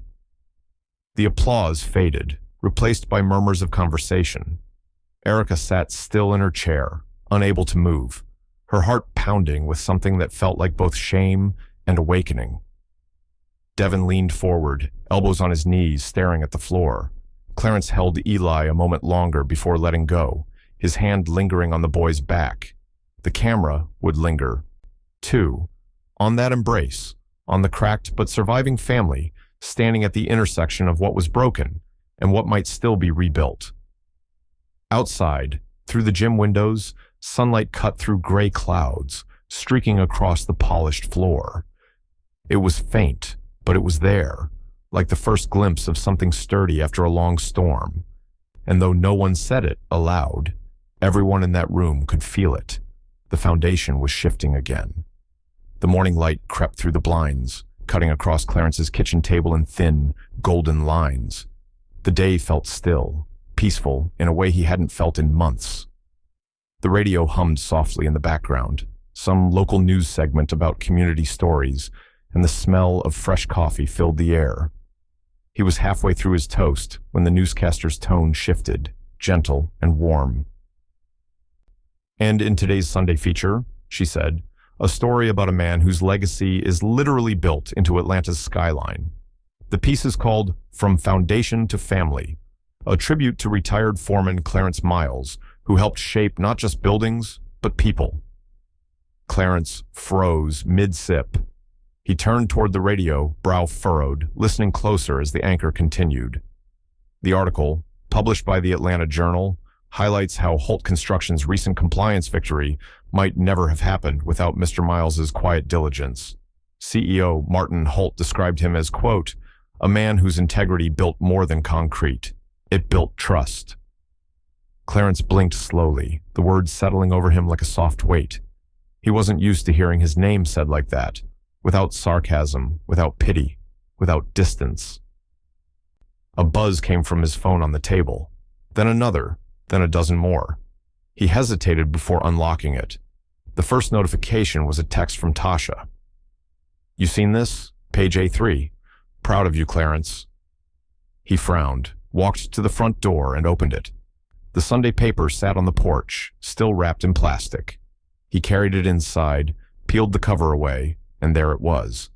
The headline stretching across half the page, "From Foundation to Family, the man who still builds Atlanta's backbone." Beneath it, a photograph.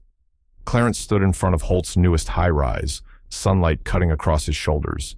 He wasn't posing. It was candid, captured when he'd visited the site weeks ago.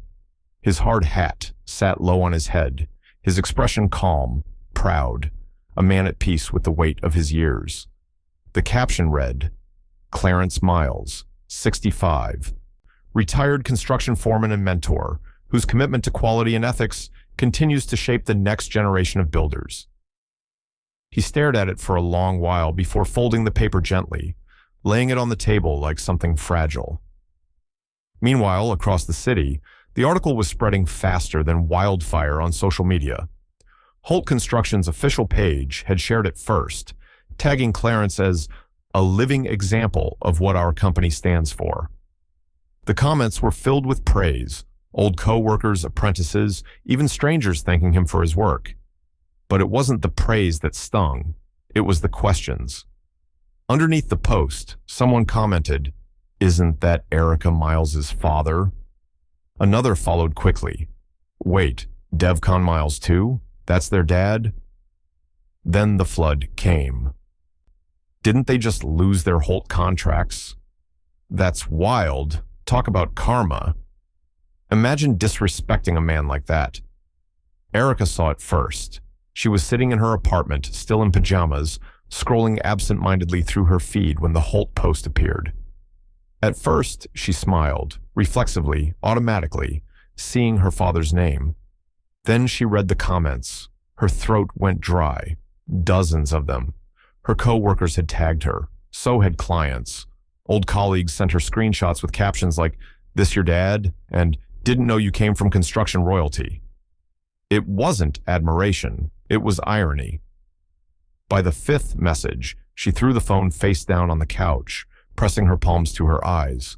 The tears came quietly, slow and angry. Across town, Devin wasn't faring better. His phone vibrated non-stop with texts from industry contacts.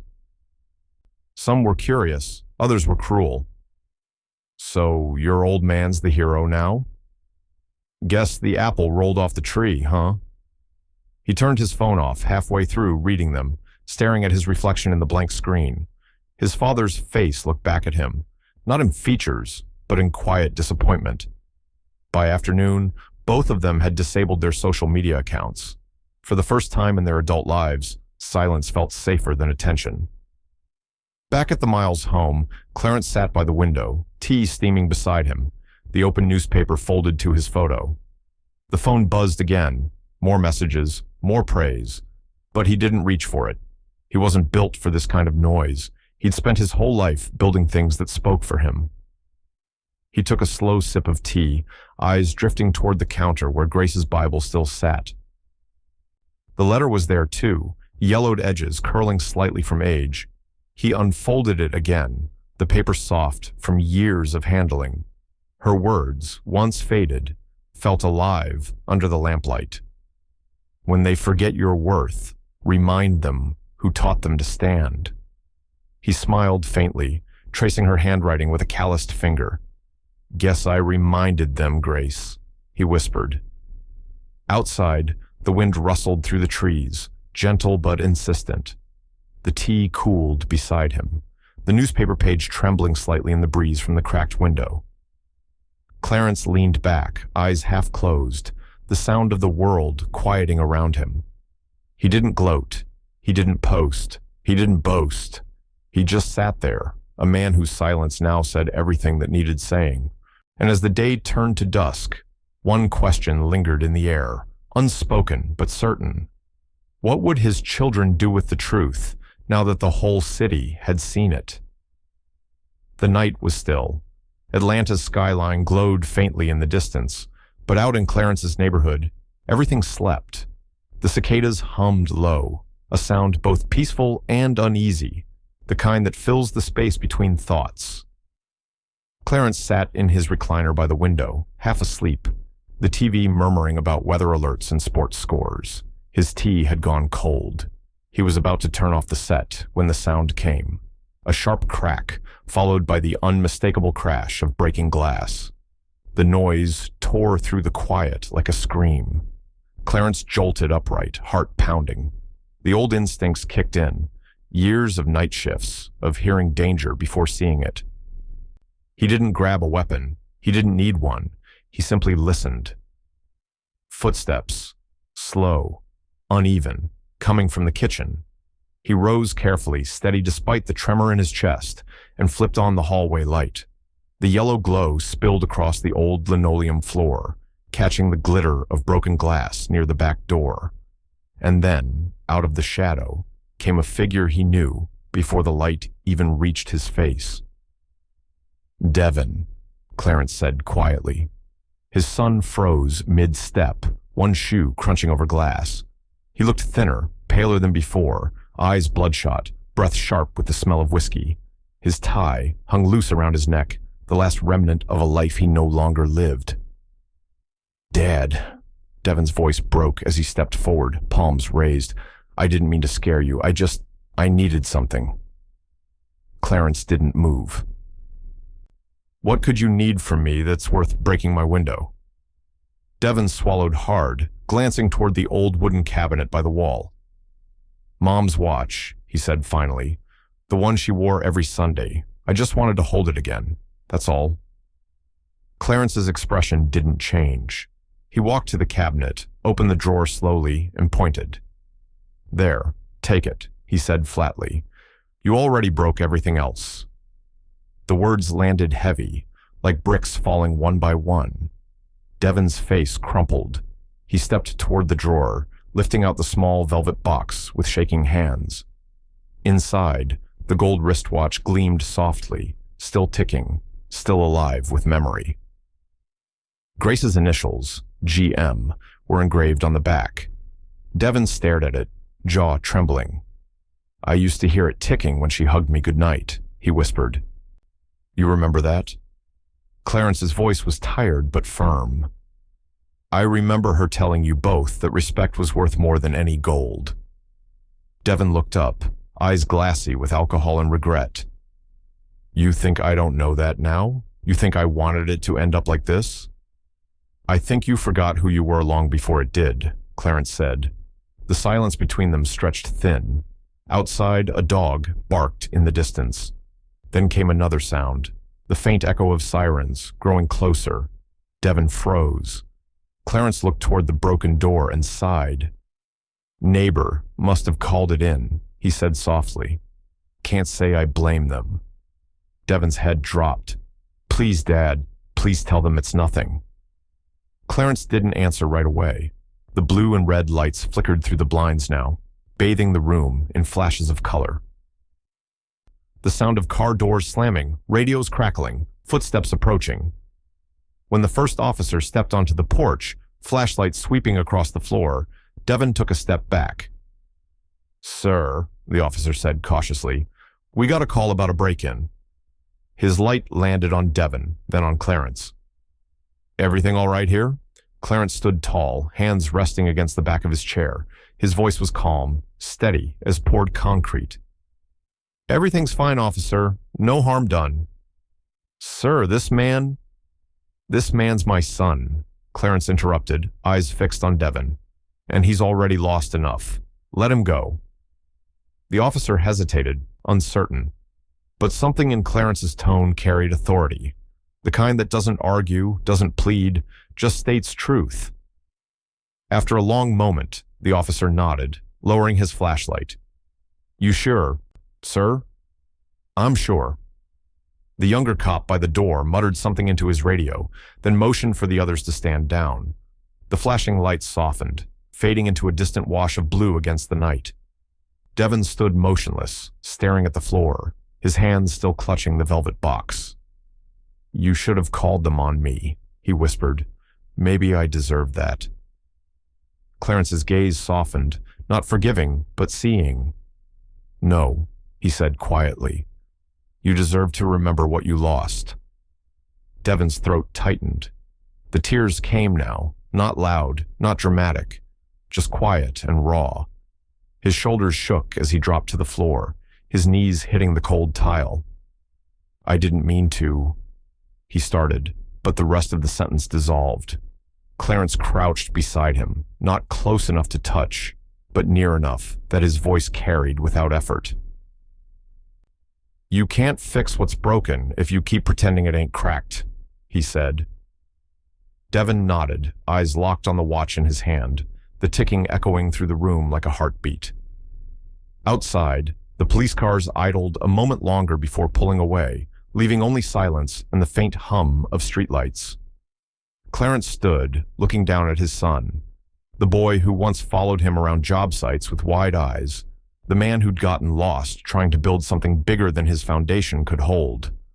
Clean up that glass, Clarence said softly. You made the mess. You can start there. Devon nodded again, wiping his face with the back of his sleeve. Clarence turned toward the porch, leaning against the frame as the night air drifted in. The lights from the police cars faded down the street, replaced by the distant hum of the city returning to sleep. Behind him, he could hear the faint clink of glass being gathered, the sound of small steps toward something that wasn't forgiveness, but maybe redemption. The watch ticked on, and as the camera pulled back, the old house stood still under the weight of its memories, its walls cracked but unbroken, its foundation somehow still holding. Quiet fade. The elevator doors closed with a mechanical sigh, sealing Erica inside a mirrored box that suddenly felt too small. She stared at her reflection, the neat blazer, the crisp blouse, the calm professional smile she'd practiced all morning. But beneath the polished surface, her pulse pounded loud enough to drown out the soft hum of elevator music. She had rehearsed this interview for days. The position wasn't even at her level. It was a step down, but it was something. A foothold, a chance to rebuild what she'd lost after Holt cut her company loose. The elevator dinged on the 12th floor. The glass doors opened to a lobby bright with modern decor, the kind that screamed, "Fresh start." Erica's heels clicked across the marble floor as she approached the receptionist. Her voice came out calm at first. "Erica Miles, here for the 10 a.m. interview." The woman nodded politely. "Have a seat. They'll be right with you." Erica sat, clasping her hands to stop them from trembling. She inhaled, slow, just like the mindfulness app had told her. But every time she exhaled, another thought pressed in. They've Googled you. They've seen the article. They know. When her name was finally called, her throat went dry. The interviewers, two men and a woman, greeted her kindly, too kindly, as if they already pitied her. "So," one of them said with an uncomfortable smile, "you used to run your own HR firm, right? Miles Consulting?" She nodded. "Yes, I built it from the ground up." "And you were partnered with Holt Construction?" "Yes," she said carefully, keeping her tone professional. "For several years." The woman flipped through a folder. "Quite a history there."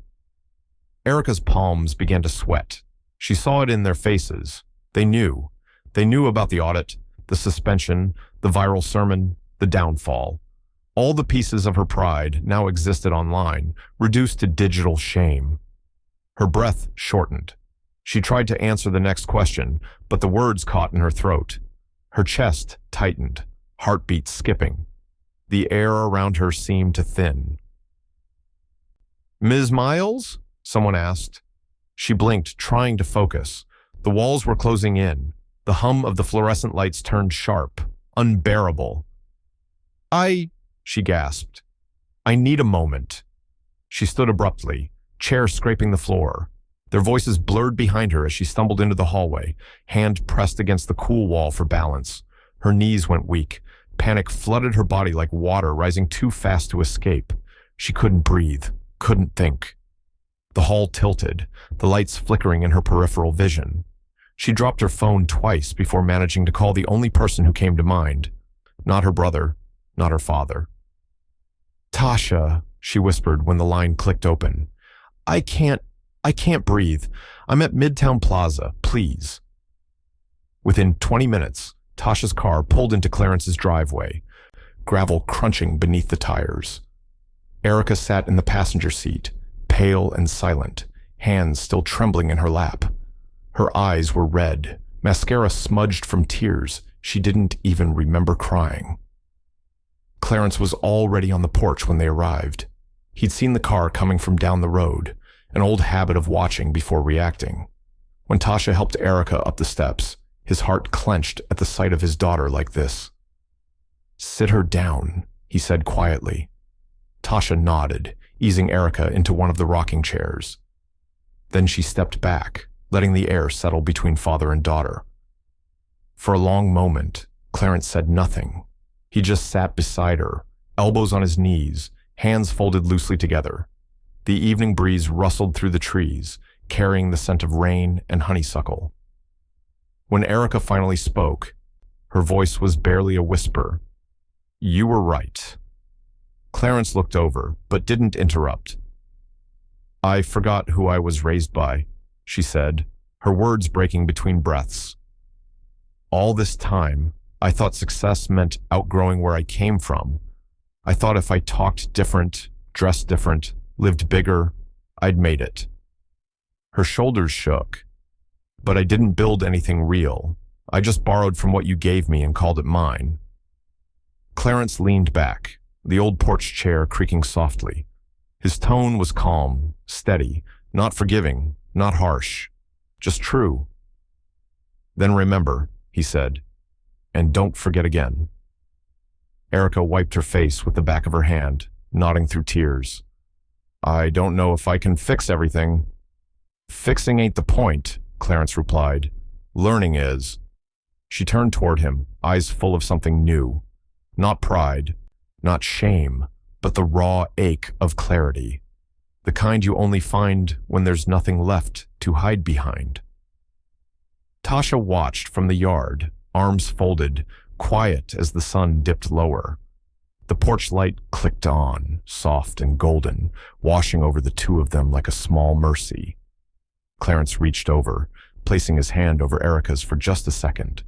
Not long enough to erase what had been broken, but long enough to say he still believed she could rebuild. They sat that way in silence.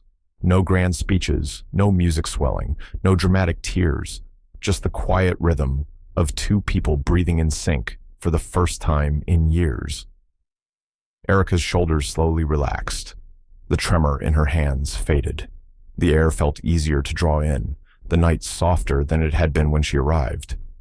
Tasha exhaled, half a smile crossing her face. "Looks like she's home," she murmured. Clarence didn't answer. He just watched his daughter watching the horizon, the same one he'd looked to for years, waiting for storms to pass. The rocking chairs creaked in unison, their motion slow, measured, healing in its own quiet way. From inside the house, the faint tick of Grace's old watch echoed from the mantel, steady and unbroken. For the first time, Erica listened. The camera would hold there, on the porch bathed in warm light, on a father and daughter not fixed, but beginning again, on silence that finally felt safe. Healing had come, not with noise but with breath. And though no one spoke it aloud, both of them understood. Rebuilding had just begun. The morning sun spilled over the city skyline, washing the glass and steel of Atlanta in a warm, golden hue.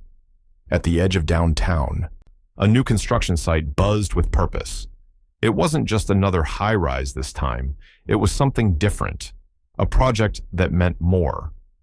Holt Construction's latest initiative had been in the works for months, a community apprenticeship program for at-risk youth, pairing trade veterans with young people who'd never been given a fair start. The lot still smelled of fresh lumber and wet soil, but it already carried something sacred, a sense of beginning again. Clarence stood by the temporary stage, hard hat tucked under his arm, watching as the first group of apprentices arrived.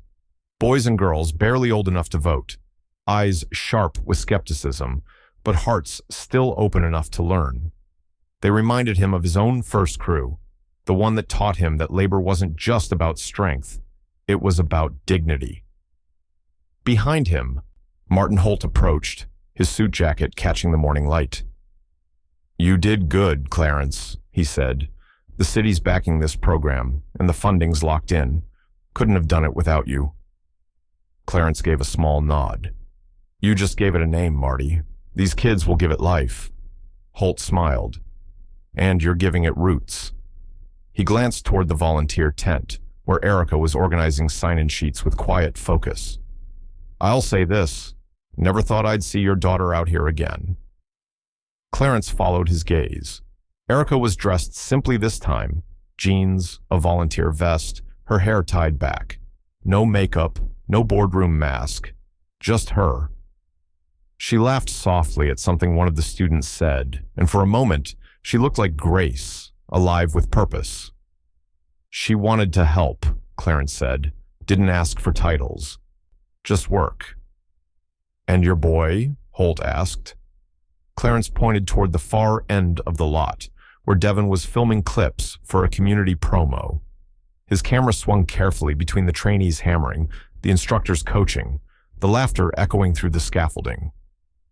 "He's helping tell the story," Clarence said. "Maybe that's his way of making something right." Holt nodded slowly. "Legacy's back in the right hands." The words carried weight. They hung in the air like the sound of an oath finally fulfilled. By noon, the local news crew had arrived. Their cameras panned over the site, capturing shots of young hands learning old skills, measuring beams, pouring concrete, sketching blueprints in dirt. The reporter, a woman with bright eyes and a practiced smile, adjusted her mic as she turned toward Holt. "Mr. Holt," she said, "why this program and why now?" Holt gestured toward Clarence. "Because men like him built this city and never got the credit. And because we've got a generation that needs more than a paycheck, they need purpose." Clarence Miles reminded me of that. The reporter's attention shifted. "Mr. Miles, would you mind saying a few words for us?" Clarence hesitated. Public speaking wasn't his thing. He'd spent his life behind the scenes, hammer in hand, not microphone in face. But Holt nodded toward him, and the apprentices were watching. So he stepped forward. The crowd fell silent. He adjusted the mic, voice low and steady. "When I was a young man," he began, "I thought building meant putting up walls, something solid, something that lasted. But what I learned is, walls don't make homes. People do. Respect does." A few heads nodded. He looked toward the students, his eyes warm but firm. "Respect builds roofs, not walls. It gives you cover when life gets hard. It don't divide, it protects. If you can carry that with you, then whatever you build, it'll stand. For a long moment, no one spoke. Then the applause came, gentle at first, then fuller. Not loud or explosive, but real. The kind of applause that says people aren't just hearing you, they're feeling you. Erica clapped the hardest. Devin kept filming, his camera trembling just slightly as he blinked back tears. The reporter smiled. "Beautifully said, Mr. Miles. Any advice for the youth here today?" Clarence thought for a moment, then smiled faintly. "Yeah," he said. "Measure twice." The laughter that followed was small, but it broke the tension. Even Holt chuckled. The ceremony wound down as the afternoon sun grew hotter. The apprentices returned to their stations. Holt spoke with donors, and the news crew packed up. Clarence slipped away from the crowd, finding shade beneath a half-built awning. Erica joined him, wiping sweat from her brow. "You really had to say that measure twice line," she teased softly. He grinned. "Old habits." She leaned against the post beside him. "They liked what you said." He shrugged. "Didn't say it for them." Devin approached then, camera hanging from his shoulder. "They're running the story tonight," he said quietly. "They called it Building Back Respect. You should watch." Clarence looked between his children. Their faces different now, humbled, grounded. "You two keep building," he said. "Doesn't matter who's watching." Erica smiled through tears she didn't bother to hide this time. Devin nodded, slipping his camera strap higher on his shoulder, the lens catching the golden light of the setting sun. From across the site, Holt called out, "Hey, Miles!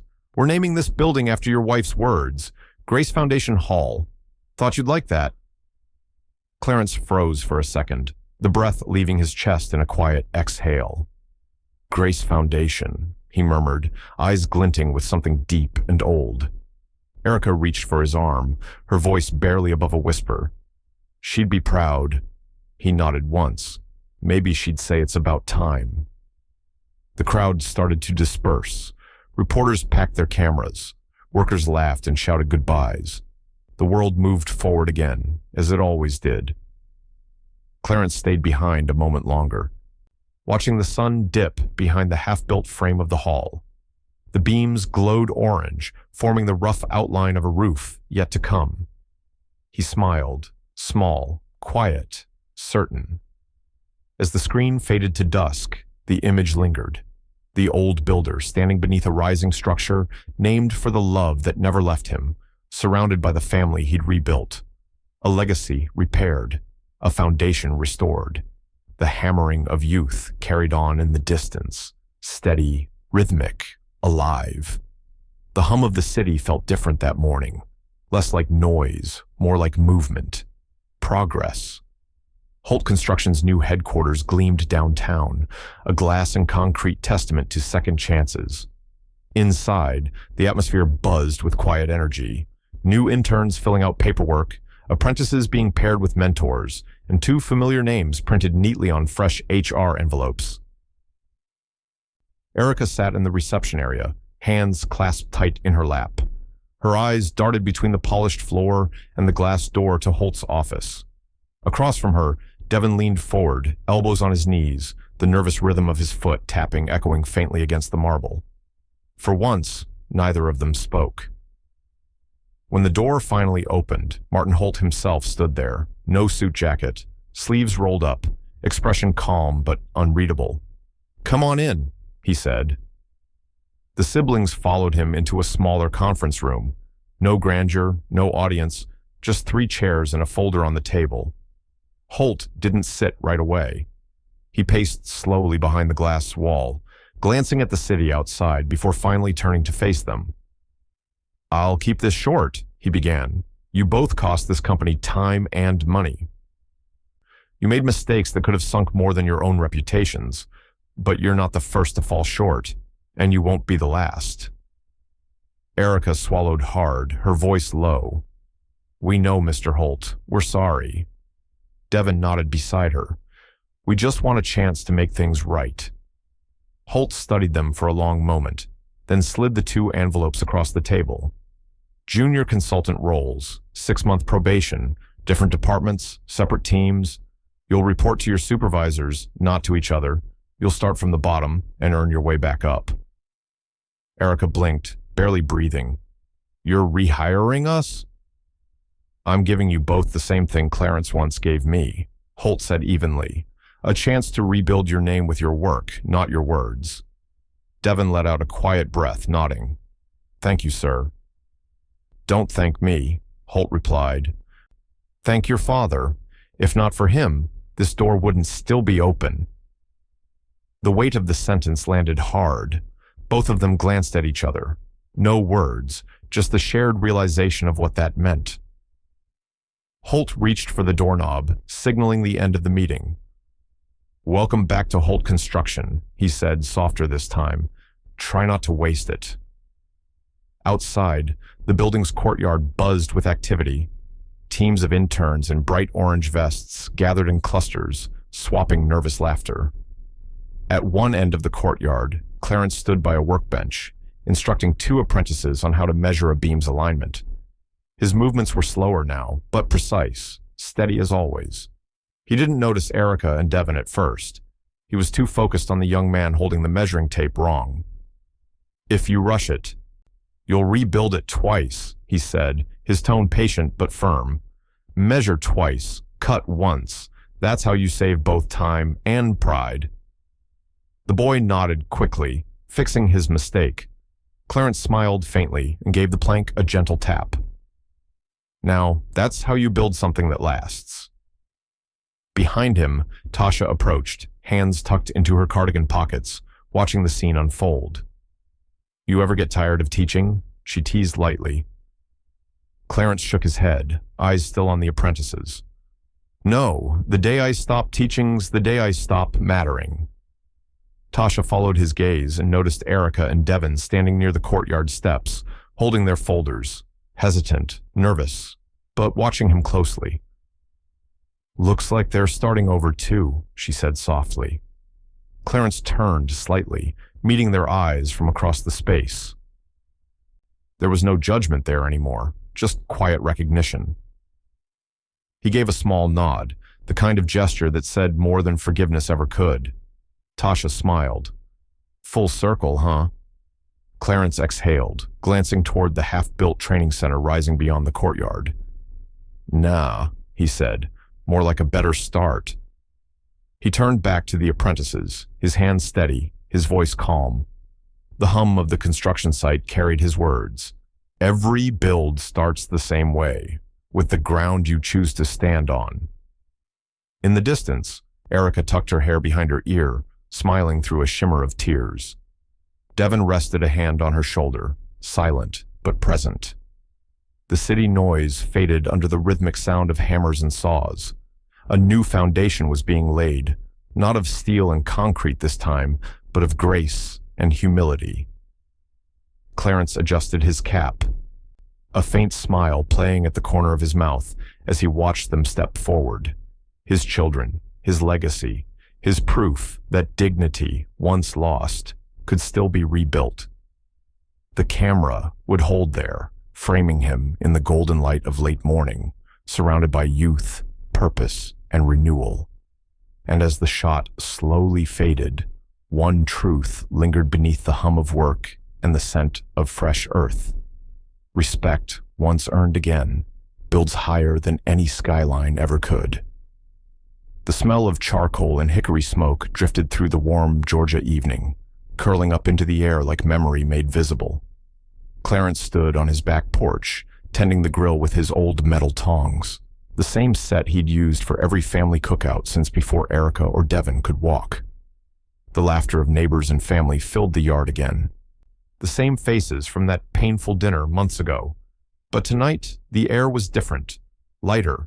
The folding tables were set just like before, checkered cloths, paper plates stacked high, pitchers of sweet tea sweating in the heat.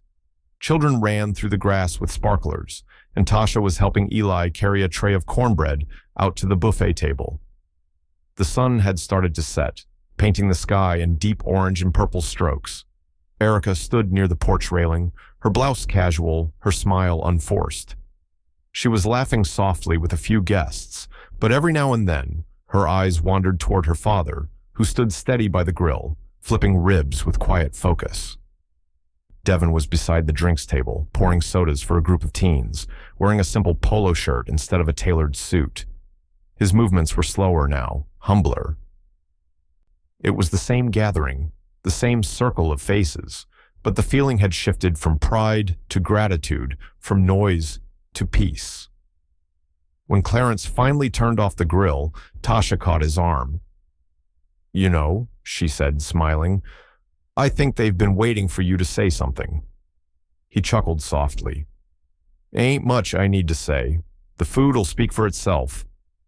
Still, when he stepped forward, plate in hand, the chatter began to die down. Conversations faded one by one until only the crickets filled the silence. For a split second, Clarence felt the echo of that first dinner, the mocking laughter, the sting of humiliation, but this time, it didn't linger. He didn't have to clear his throat, didn't need to raise his voice. He just looked around, his gaze touching each familiar face. And then, unexpectedly, the silence broke, not with laughter this time, but with applause. Slow at first, then steady. It wasn't a cheer, it was acknowledgement, respect reclaimed. Clarence blinked, surprised, a small smile pulling at the corners of his mouth. Across the table, Erica lifted her glass. "To the man who still builds foundations," she said. Her voice trembled, but her eyes were clear. Not just for houses, but for all of us. The crowd murmured their agreement, raising cups and bottles. Devin nodded, unable to find words. His throat worked around emotion he couldn't hide anymore. "To Dad," he managed, his voice rough, "for never quitting on us, even when we didn't deserve it." The toast echoed softly, to Dad, to Clarence, to the builder. Clarence looked at them. His daughter, his son, his grandson standing beside them with pride in his young face, and for the first time in a long while, he didn't feel like the world had passed him by. He felt present, whole. Eli came forward then, not waiting for ceremony. He wrapped his arms around his grandfather's waist, holding tight. Clarence froze, then laughed low, setting his hand on the boy's head. "Careful now," he said. "You'll get sauce on your shirt." Eli looked up, grinning. "Worth it." That simple exchange drew a few soft laughs from the crowd. Erica's eyes shimmered under the porch light, and Devin turned away for a second, brushing his face with the back of his hand. Music started up from a speaker, an old soul song Clarence used to dance to with Grace on this very porch, the kind of song that hummed more than it sang, carrying the warmth of history in every note. He looked out across the yard as people started to eat again, conversations rising and falling like waves. The laughter returned, not cruel or careless this time, but easy, real. The camera would move slowly then, pulling back as Clarence leaned against the porch rail, the faintest smile lingering on his face.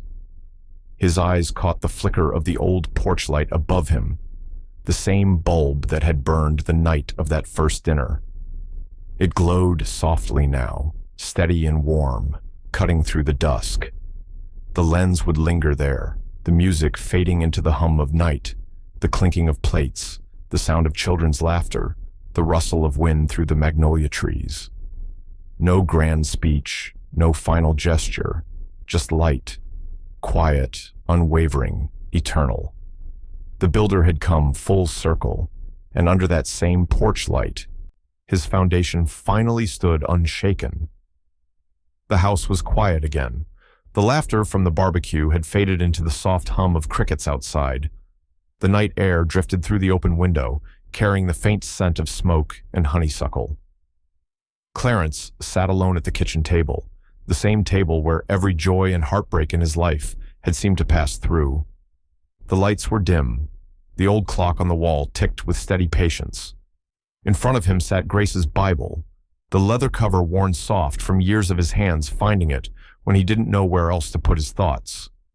For a long time, he just stared at it, thumb tracing the edge of the binding. Then quietly, he opened it to the page that had carried him through the hardest months of his life. The folded paper waited there, creased from use, yellowed at the edges. Her handwriting faded, but still certain. He unfolded it slowly, like he was afraid it might disappear if he rushed. His eyes moved over the familiar words one last time. When they laugh, don't shout, just build again. The same line he had read over and over through every trial, the one that had steadied his hand when anger tried to shake it. Grace had written those words years ago, but somehow they still sounded like her voice, soft but unyielding, kind but commanding. Clarence leaned back in his chair, letting the words settle. Around him, the house whispered its quiet symphony. The creak of wood, the buzz of a light bulb, the faint rustle of wind through the curtains. Everything he had fought for, lost and rebuilt, lived inside that silence. He thought of his children, how far they had fallen, how far they had come back. He thought of Eli, that young boy with steady eyes who carried both his blood and his hope. He thought of the porch light still burning outside, casting a gentle glow across the yard. And then he smiled. He reached for his notepad, the one he used to jot down measurements and grocery lists, and tore a clean sheet from the middle. His pen scratched softly against the paper, the ink spreading smooth and dark.